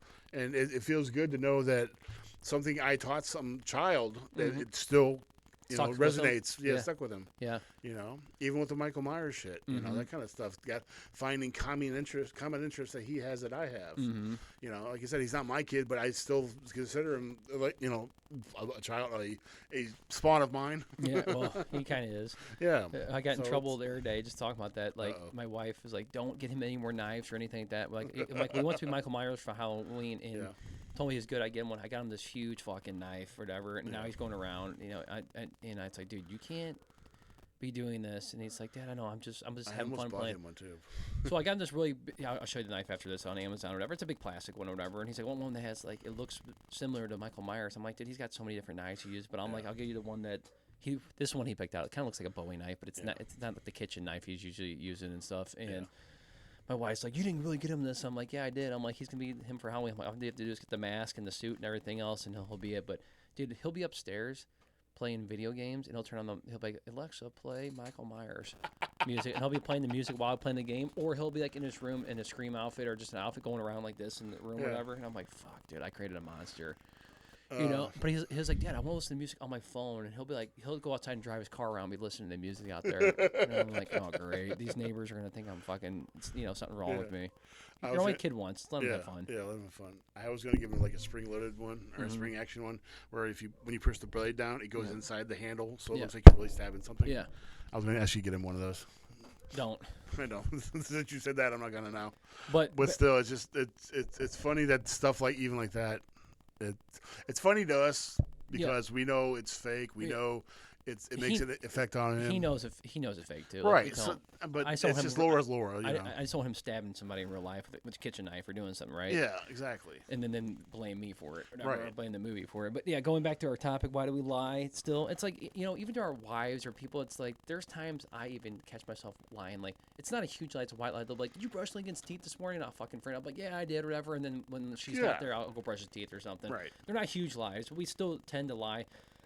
But why do we think it's okay to lie to children? Well, we shouldn't be okay to lie to children. But like you're saying, like the thing about Christmas or the Tooth Fairy or the Easter Bunny or whatever else, it's like we're lying to keep their imagination alive and allowing them keeping them to be children the rest children of a while, a little bit longer, because once they get older, yeah, like I said, I don't have kids, but I see people who have 16-year-old kids or even 21-year-old kids. It just like brings almost a tear to my eye, because like, man, I remember seeing that kid when he was was that big and stuff like that, and it's just seeing them grow up. It's just like amazing. I think we shouldn't teach anybody it's okay to lie, but I think that there's times and places it's okay to lie, right? Yes. Like you were saying, like if someone's died or something, you're trying to, bring somebody hope. Sure. Yeah. But but there is times that I lied that I shouldn't be lying, but I do anyway because I get caught in a situation, like, and it sucks. Right. But then I kind of regret it later. But then at the same time, it's like there's times I lie, and I just once you start a lie, you have to continue to lie. Yeah. Which really you sucks. have to keep covered up sometimes. Keep it going or whatever. Yeah. I mean, I know a lot of narcissist people do that. Oh yeah. Like May or someone, but at the end of the day, it's weird to say that we teach everybody don't lie, don't be one of those liars, but then we lie to children all the time about stuff. But it's for a good cause. It's not for like some evil thing that we're doing to say, hey, we don't tell me you killed somebody. Don't tell your mother. That kind of stuff. It's not like that. Yeah, because nothing like that at all. It's always the questions of like, well, why can he fly and why can he do this? Those kind of questions are like, because he's got special powers. Like, well, why can't he give me special powers? And it's like, okay, dude, like, listen here. If we had special powers, I'd be the one to have them, not you. Right, exactly.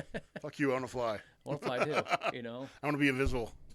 So it's one of those things. It's one of those gray areas, right? Yeah. I mean, I'm sure there's days you still lie to Jen about stuff. Oh yeah, I mean, it's like you said, the little white lies that just give her a little hope, or make her get off my nuts, kind of thing. Mm-hmm. Did you let the dogs out today? Yeah. Yeah. Let's not. Where's Corky peeing in the house? I guess one time when I was in the bathroom, I guess he did when I went. Yeah. Yeah. Exactly. All right, so yeah, we tell kids to be honest and not lie, but as adults, we still lie daily. Yeah, they'll learn.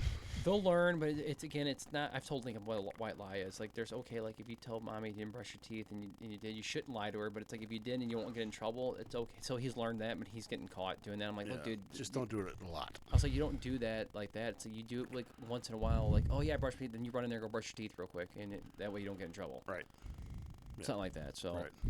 All right, next topic. I like this one. Do we become more introverted as an adult, or do we just get sick of dealing with people in the public? I don't know why. I just read some person talking about it, and I wrote this down as a topic because I think it does hit home with both of us. Honestly, I get sick of people. Mm-hmm. Me personally. there's just certain people, like, I'm not going to give any names just in case they do listen to this, that once I see the messenger bing and I see their name, I'm like, fuck.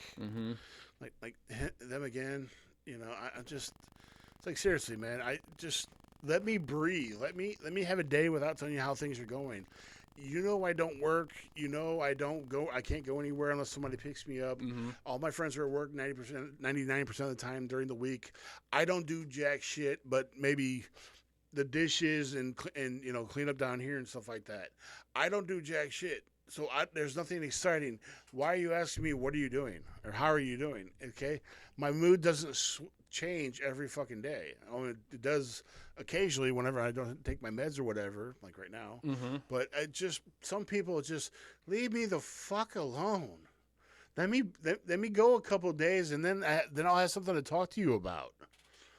Just let things happen. Let me live a little, and then I'll tell you the story afterwards, kind of thing. Or let me get a hold of you. It's just certain. I could tell you. I wish I could tell you their names, but like I said, they might be listening eventually, maybe. But there's 3 or 4 people. I ignore them until like later on in the day when I know they're at work, because a lot of times they'll text me before they go into work, or they'll text me during their lunch break, and I won't text them until like, oh, it's like 8:30. I'm like, I'm about ready to go to bed, but hey, that kind of stuff, or it's just like I got people like that too. I avoid. Yeah, it's not like I avoid them because I hate them. It's avoid them because I just. I have nothing for them. I just get bored talking to them. That's true. I like if you text me at 8:30 in the morning and say, hey, how you doing? And then text me again at 10 and say, hey, how you doing? Nothing's changed, dude. I got up out of bed. I ate some breakfast. That's all I got for you. But then, if you continue the conversation, it's like, okay. I think... I'm not gonna say it's double-edged sword. I almost said it again. It is, but it's not. It is.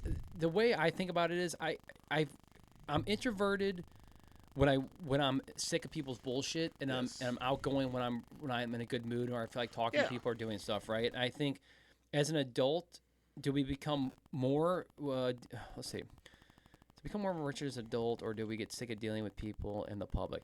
Well, I think I get sick of dealing with the public because people are just in the public or rude and assholes. Piss me off. Yeah. But dealing with people in general, it depends on who it is. If it's people at work that I deal with on a daily basis, yes, I get sick of them at a certain time. At certain times I enjoy talking to them and being around them. I have to have them in, I guess, what's the word I'm looking for? I have my, not my taste, but my... can't remember the fucking word I'm looking at. It'll probably pop in my head here in a minute, but I've had my fill. That's what it is. I've had my fill of them, right? So I've had a fill of them, and I'm enjoying talking to them, or I've had enough talking. And sometimes, like, even after you work all day, it's like you just don't want to talk to people and deal with people's shit, right? Right. There are certain people I look forward to talking to every day, like you and other people in my life, but there's other people I don't. It's not that I've become more introverted. It's just more that I have a... conversation with. I get to a certain point where I'm like, all right, I'm not in the mood. Like, you have those days. Like, there's days we all have our days. We have our days, right? But yes, as I get older, yes, when I go in public, I don't go out and be a social butterfly with people that are randomly. Like, I don't have a problem chit chatting and talking people up. I think I've gotten older. I've gotten more outgoing in those ways. But the most part, I try to keep to myself. Right. I think that's most people, I would say. I don't think that's something common with a lot of people, like, that they just go out and start talking to everybody. Unless you're some old person, you're by yourself and you're bored and you just want to talk to people. I guess you could do that, but... Right. I just love those people who say, like, I'm not a people person, but you see them in line at Walmart, and they're fucking cackling up with everybody. Sure. Jen. Yeah, Jen Daly. Jen really says that all the time. It's weird. It's like I think I just get sick of dealing with people's shit. On certain things, but other times it's like I don't mind it. I guess it's just I have to be in a certain. I think it's just a mood, dude, that we all get in, right? Right. I don't know. You have to be in the mood to talk to certain people. Yeah, I think I'm introverted. Again, I've always said this, I'm introverted at heart. Like I've always just kind of been that way. But like even at work, I was like, I don't go talk to random people at work. Now it's like I just walk by and I might wave or something. I kind of avoid them or give them a head nod or whatever it is. Whatever. I don't do that. Which would even be funny if you did do that with your employees. Right, exactly. But I think in my consensus is I've become more introverted. It's situational. I'll just put it that way. It's a situational thing. Yeah. But I will say this: I do like staying at home more than going out in public and being with people. So yes, I'm introverted in that way. Like I can just enjoy being in my home and doing things that I don't have to. I have my things, or I have my things, or I have my things and my enjoyment and stuff like that. I don't care about going out and meeting new people and doing stuff like that. Doesn't excite me anymore. If it organically happens, like through sports, like that's with my kids and doing stuff like that, that's one thing. Or work. Yeah. But like going out for forced meeting participation and other things, it's like no, I don't do that kind of stuff. Team building. All those words that people use to jerk off on each other and Kool-Aid drinking. I just hate that stuff. So what do you think? More introverted as an adult, or do we just get sick of dealing with people in the public? Sick of dealing with people. I think that's just what it is. You get sick of dealing with people in the public. Yeah. Because you see how stupid people are. When you're a kid, you're kind of oblivious to it. To a point, yes. As you get older. After a while, after you see them a while, I'm pretty sure, like, if Lincoln saw me every single day, he'd get bored with me. Sure. Just it's stuff like that. It depends on, like, your mood and how old you are and stuff like that. The stuff you have to deal with. Yep. Just going to Walmart pisses me off, and we get pickup. Yeah, I mean, obviously we used to go to the mall. I always forget the mall. Yeah. We used to go to the mall and see people or go shopping and go in and stuff, and like you were kind of like trained to be around people more in public, and now we're not really trained as much as we are because we don't do as much shit as we used to do. I mean, I know they're trying to bring a lot of people are trying to bring it back. I mean, it's kind of ingrained in us, but the younger kids don't do it. But it's weird to say. There's certain kids I talk to like, yeah, we're going to the mall, we're going bowling, or we're going here. And it's like it's cool to still see that kids are going out and doing stuff. It's that they're not just sitting there with their thumb with their butt watching TikTok all day at their house, right? Right. Getting Kids brain nowadays rot. do. Right. All right. So next topic. What's something normal to you that doesn't make sense? Oh, hold on. Oh, sorry. What's something normal that doesn't make sense to you? Something normal that doesn't make doesn't make sense to me. I gotta think about that one. All right, I wrote this down because Okay. I had to actually write something down. Okay. That's in our notes because it was something I'm like, dude, I won't be able to think about this unless I wrote it down. So Okay. you can stew on it for a minute. So this is what I put. I said, what's something normal that doesn't make sense to you? For me, I said it's how normalized it is to spend most of our waking hours working.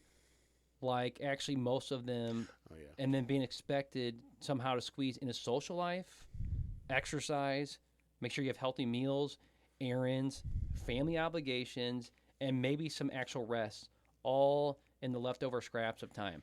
Yeah. And I think it's just kind of hit me more because I think obviously everybody feels like this, right? Right. I'm not the only person that's like this. This is probably the majority of people. But as I've gotten older, I've realized when I have more downtime, it's easy to like, oh, I have a couple hours to prep meals and make good food, Right. or I have time to think.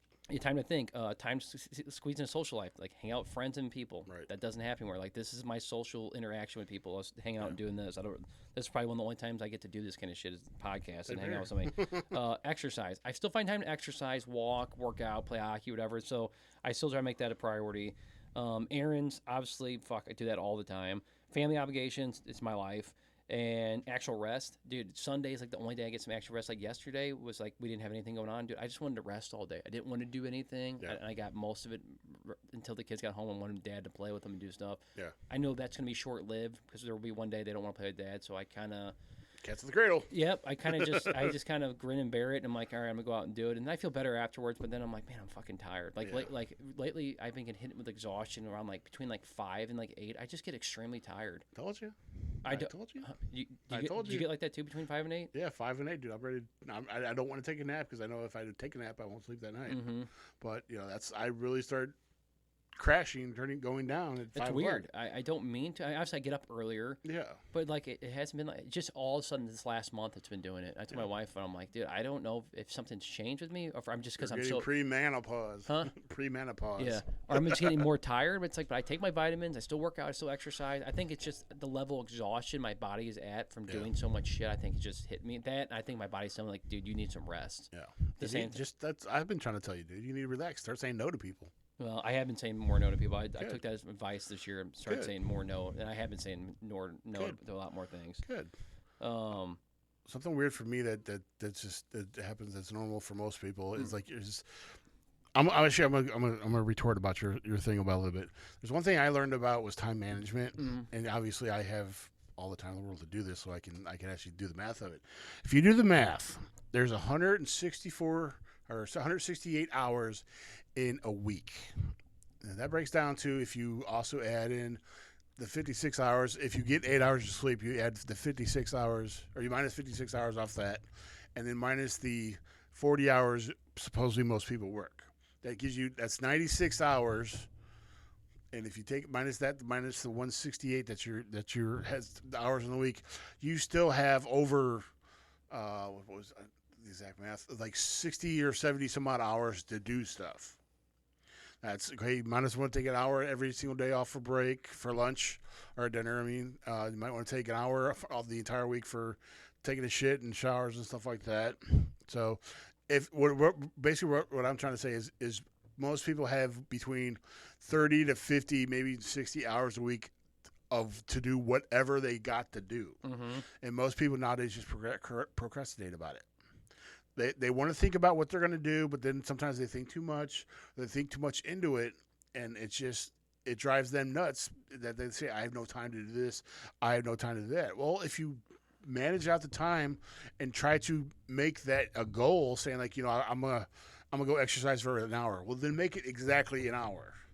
stuff like that. If you can time your day out like that, you feel better about yourself, and you'll have more time to do things. It's a pain in the ass, especially with like you said, you have two kids, they're in two different grades. You have the social life with the wife, you have your friends and your coworkers and stuff like that, and all this stuff going on at one time. I totally get that, and it sucks. But on the other side, the way the economy is now. I'm not going to mention Trump or fucking Biden, all that stupid shit. Why not? Because it's fucking stupid. I can really go off on some people here. But it's if you think back in the 50s and 60s, we would, the average father, not mother, father would work 9 to 5. They still had money to buy a house, have 2 or 3 kids, buy a car, go on family vacations, still have the weekends off with one fucking paycheck a week or every 2 weeks. Yep. They had so much money left over to do that, and the shit wasn't granted, stuff wasn't so expensive back then, but it was expensive for them. But they could still go to Disneyland and shit like that.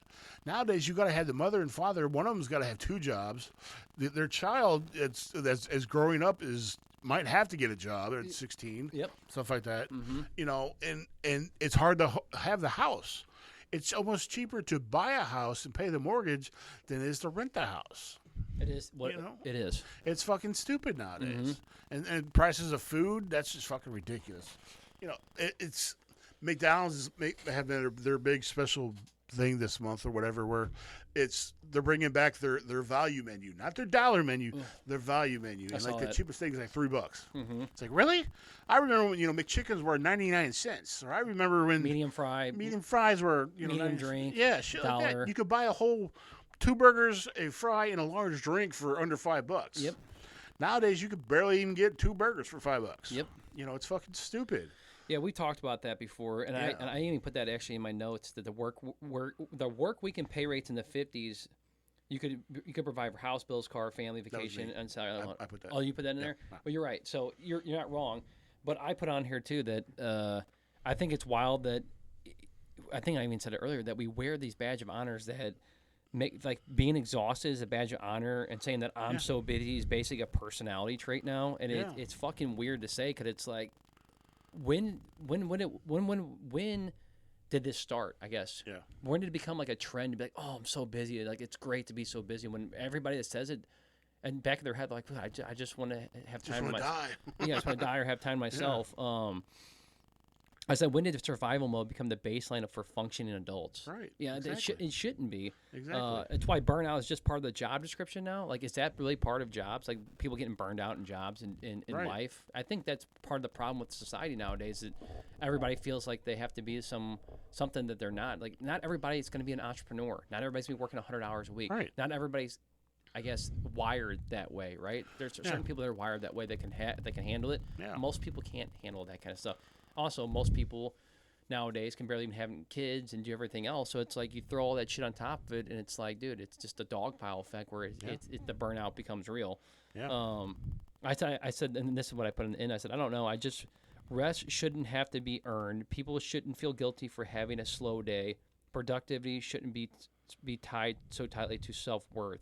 Like, that's how I just put it on there. Like, yeah, that's perfect. It's kind of some of the stuff that I have been trying to like tell myself, like, dude, it's okay to have a day where you don't have 95 things going on. It's okay to have a rest day and be slow. Like, smell the fucking roses, man. Yeah, because there's days where when I was a kid, it's like, dude, I never used to be so stressed out. That's because I used to sit at my house and just play video games with my friends and chill out and smoke weed, and whatever. And it was just, it was like, that was like a daily day. Even if I went to work and did a bunch of stuff, I'd always make sure I had time to relax and put time down. It's like, now, that's what you just said. You made sure you had time to do this stuff. Yeah. Nowadays, you're lucky to have that time because I didn't have 2 small children to take care of. So like all their priorities become yours, top list priorities, right? So, make sure they get to bed, make sure they get fed, make sure they, take their thing, wipe their ass, do all this stuff. And it's like, okay, that's a lot of extra stuff that I'm throwing on top of it. Most people endure it and do it too, whatever. I'm not the only people can't. But a lot of people can't, right? Yeah. So it's just a new level of thinking for me as I've gotten older. And I think it's just one of those things that you don't sit down and think about until it's gone. It actually happens. Yeah. And again, you should stop smelling roses. Life moves pretty fast. If you don't stop and look around from it, you can miss it. Yeah. Well, Exactly what I was just going to tell you. yeah, I think the Ferris Bueller Day quote always does hold true, but at the same time, the kids being small children is, I've learned from a quote from some guy says, enjoy with your kids now because their childhood is such a short life. Them being adult is a long part of their life. Yeah. So like you're lucky if you get the 10 to 15 years of them being a small child and being around mom and dad, and then the next 45 years of life they're adults around you, whatever. Just using as an analogy, but it's like it's true. You have that short window that everybody talks about, how much fun it was when them being a kid, and they grow up and realize what life is and becomes more of the adult, and they don't need you anymore. They still need you, but they don't need you, right? Right. And you're like, wow, dude, like this little window of fun and time with them was really great. So I'm trying to enjoy it as much as I can. I think that's part of the. I think that's great. You should. Yeah. You should enjoy every single second you have with them. Well, I think that the other thing about it is too, it's like everyone, is always wrapped up with keeping up with the Joneses. Like I still want to make time to go out with my friends and do all their stuff, and it's like I just don't care about that stuff anymore, man. Like I want to spend all my waking time with my family, especially my kids, and when they're young. Right. Because I know that time will come back. I'll have plenty of free time to go back and jerk off with all my friends and do all the stuff I want to. And if I don't even have time to do it with them, I don't really care. Yeah. I did that for 25 plus years or 30 years or how long. You've done it? Yeah, been there, done that. Yeah, it's not like I'm missing out on something. Like you always feel like the grass is always greener. Like I'm missing out. Like I can't wait to just get these kids out of here. I can't wait to go back to the gym, or I can't wait to go watch the movies and do this by myself and be alone. It's like, dude, don't wish on it because, once you wish it and it's here, you won't get this time back, or the stuff won't come back, right? Yeah. Yep. You'll be back to being alone by yourself, and it's like, dude, lonely. What's that word they always say? Something about being alone. Loneliness is something. I can't remember what it's called. No, I can't think. I can't either. But anyway, it's true.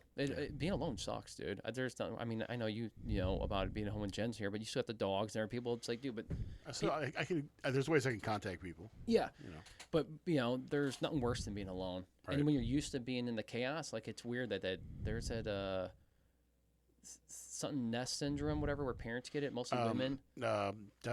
Empty nest. Empty nest syndrome, whatever. I think I'll probably end up I can see that's going to happen to you when they go to college. It's going to happen to me. It's going to be wild, and I see why some parents get so wrapped up in their kids' lives, and even when they get older, like they're still up their ass about stuff because they want to be part of their life.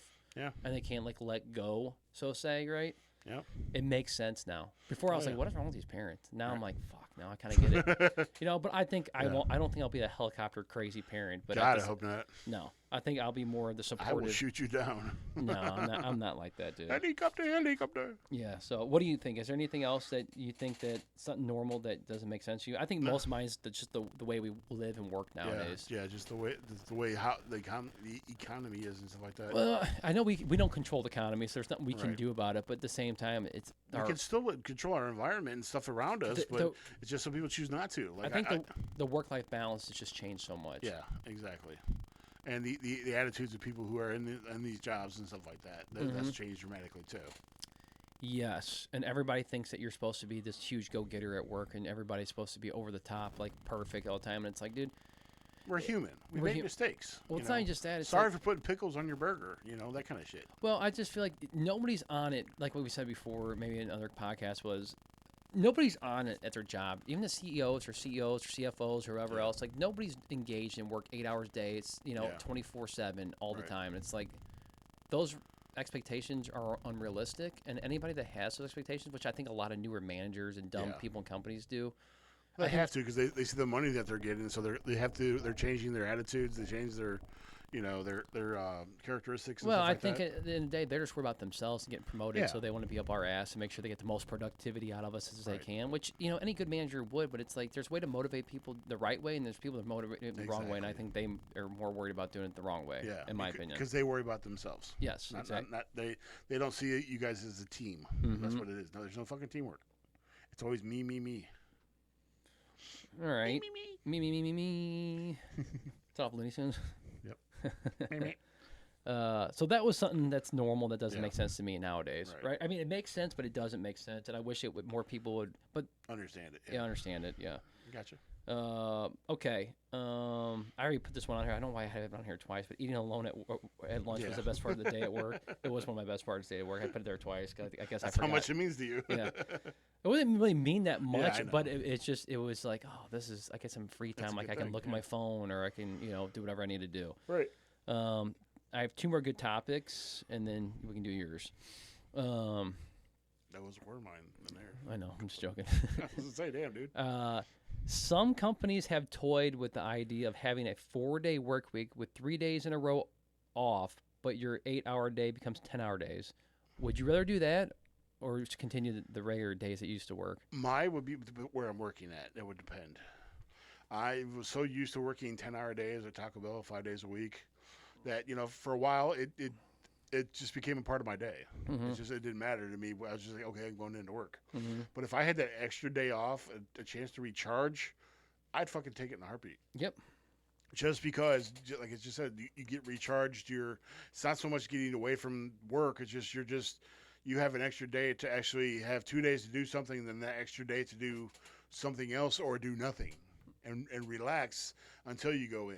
Or even if you have you work Monday, Tuesday, you get Wednesday off, you have a break during the week to have a little reset before you go back into the grind again for 2 more days. Yep. That's just me. I would definitely love the 10-hour days. Well, so there's been like a bunch of studies done with this in a bunch of different countries. I think I just read one the other day. Another country adopted the 4-day work week, 10-hour days, Lots whatever. of them have, yeah. And they said their productivities went up, people's happiness went up, and stuff like that. Stuff like that, yeah. Like definitely. they get off every Friday, or it's either Friday or Monday. I think it depends on what part of the company they're in. Yeah, so I think a lot of people are doing the Friday. They do Monday through Thursday, so they're working 10-hour days. And some people are like, well, productivity would go down, things wouldn't get done as much, whatever. Depends on your business, right? And they say, well, we'll do this. Some people work Monday through Thursday, and some people will work Tuesday through Friday. Yeah.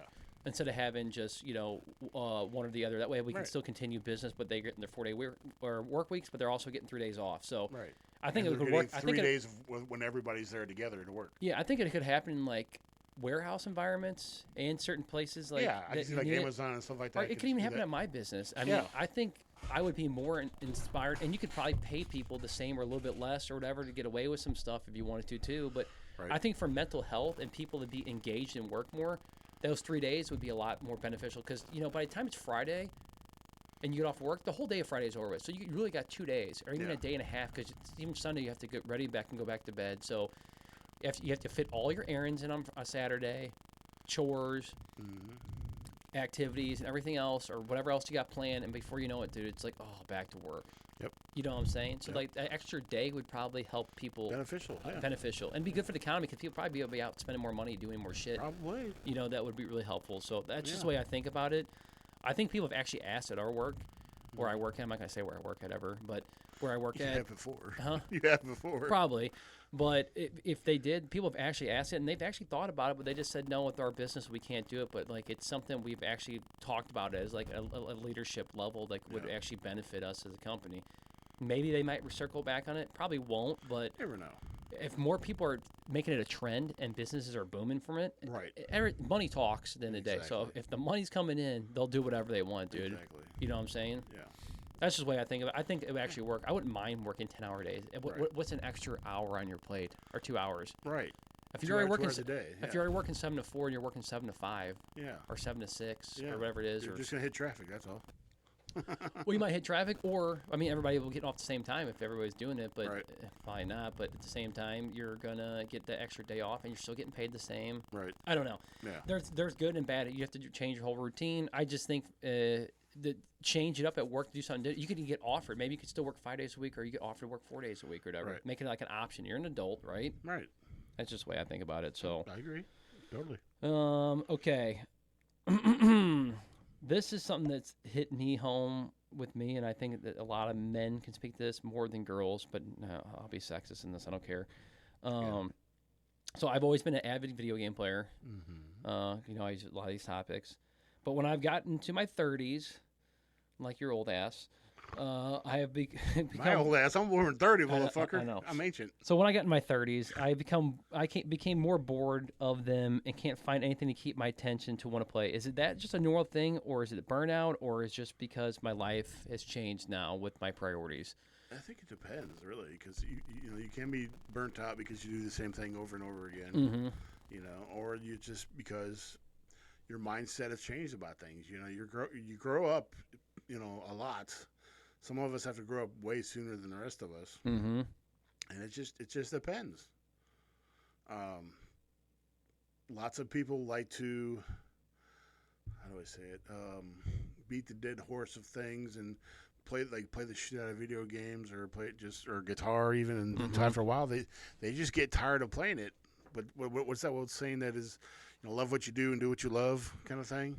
If you're very passionate about something, you shouldn't get burnt out on it. Or you Mm-hmm. shouldn't get change your mind about certain things. It just depends on the person, really.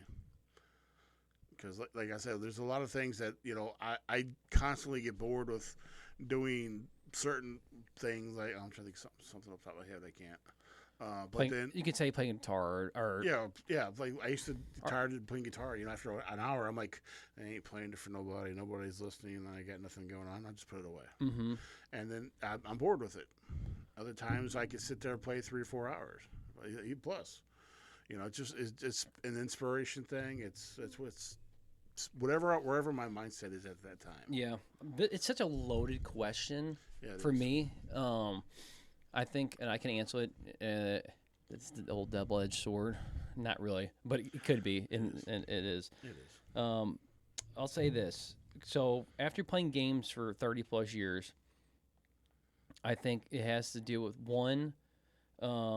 It's not really burnout, but it's hard to keep my attention because nothing really feels fresh and new because I've pretty much played everything and anything that's been out there. So it doesn't feel exciting, like that. Like it's like a movie when they try to build hype up around it and get people hyped up that like want to go watch it or do anything like that at the movie theater. You have to be really hyped up to want to go. Or nowadays, where before like you didn't get the hype was like you heard about a movie or you saw the the trailer and you just went to the movie and watched it. Now in this day and age, that doesn't happen because we got reviews and everything else on it. So it's really hard to get people's attention to pull them in. Well, I think it's the same thing with games, where new games come out, but there's already been 20 of these games that have already been out, and you've probably played one at least variant of the game, and it's still enjoyable, but it's not enjoyable because it's not new. And another thing is, it's like as you get older, some games are great to play solo and they're a lot of fun, which I do have a lot of those games still, but it's very far and few between. But obviously, it's more fun when you play with your friends. When you're young, you played a lot more games with your friends because that's what you do, right? And it's a little bit, it's more enjoyable in my opinion. I think the other thing it is, there is a little bit of burnout, right? You get burned out. It's like anything you do. You do it a lot. There is a certain point you get burned out and you need some time to miss it. And I think I've gotten burned out more over the time. And I think, obviously, we were talking about earlier, being tired in the middle of the night now where I get my actual downtime to actually play the game, it's hard. Then when you think about the laundry list of shit you got going on all day, you're like, oh, fuck, I want to play this game, but I got 95 other things I got to do. I think that I always put those over playing games now. Like before where I would just, as an adult, I'd be like, I'm going to go play games. Fuck this, and I'll do that later. That's what you do as a teenager, right? Like mom tells you to take out the trash or go clean your car, cut the grass. You're like, I don't want to do that. I want to go play games. And then you bump it off to the next day and you bump it off and you keep doing that. I think that happens a lot with priorities, right? Right. And that's the difference between me now being an adult before where I would just bump those off and stuff. Now, don't get me wrong. There's probably days I need to just bump it off and go play games. Yeah. But I don't. Yeah. To keep the Peace. wheel, the peace. Yeah, the peace, exactly. To keep the peace. So yeah, I think it's definitely a loaded question. Yeah, is burnout real? Yes, I have some burnout with it, but I think as an older man playing games, I think I've read this on Reddit many times from people, and they're all the same thing. Like, I just don't find any games that keep my attention, or I don't have any friends to play with it, or I don't have the time to do it, or like we've talked about before, it's like I have all the money in the world to purchase any game, but it's like finding the time to play them is the biggest concern, right? So I think it's pretty much with any hobby you can say that with, right? Yeah, that's why I'm your co-pilot when it comes to looking for Funkos and stuff. Yeah, I mean, don't get me wrong. I still look for that stuff, and like it's just good to have an extra eye on things. Well, I'll kind of segue off that, and we'll come back to it in a second. But now I'm going down this rabbit hole. We're going to talk about it. I kind of put for the first couple of years in my house, maybe the 4 or 5. I kind of put the priority of my room, upgrading it, and making it the way I want it. Top priority. And then when I finally got all my Funkos hung, I was like, I want to have more South Park ones or ones I'm more interested in. And I was like, yeah, I'll come around and do it. And I got a bunch of them in there ready to hang, but it's like, oh, I got these new ones come out. I better wait because I want to keep in order. And I just want to keep more. I want to line them all South Park in my room. Right. I mean, that's what I really want to do, but that's not going to happen because it would take years for that to happen, right? Right. I mean, I can put them up and I'll pull them down. So anyway, my topic was I got burned out even just doing things in my room. Yeah. And I was like, I come in there, I'm like, I love my room. I lost that fun. Yeah. Of that's doing why. it. That's how many times have you seen this room change? Yeah, I know. So like, and then you told me there's new Funkos coming out and there's new stuff, and I saw there's some new kid robots coming out. I don't care about it. I'm a fucking dork when it comes to this stuff, so fuck off. I'm gonna buy a couple of new sets of the South Park ones that are coming out that I missed, and some of the rare ones that they came out. They're glow in the dark, whatever that I missed from a con, but I found them on eBay.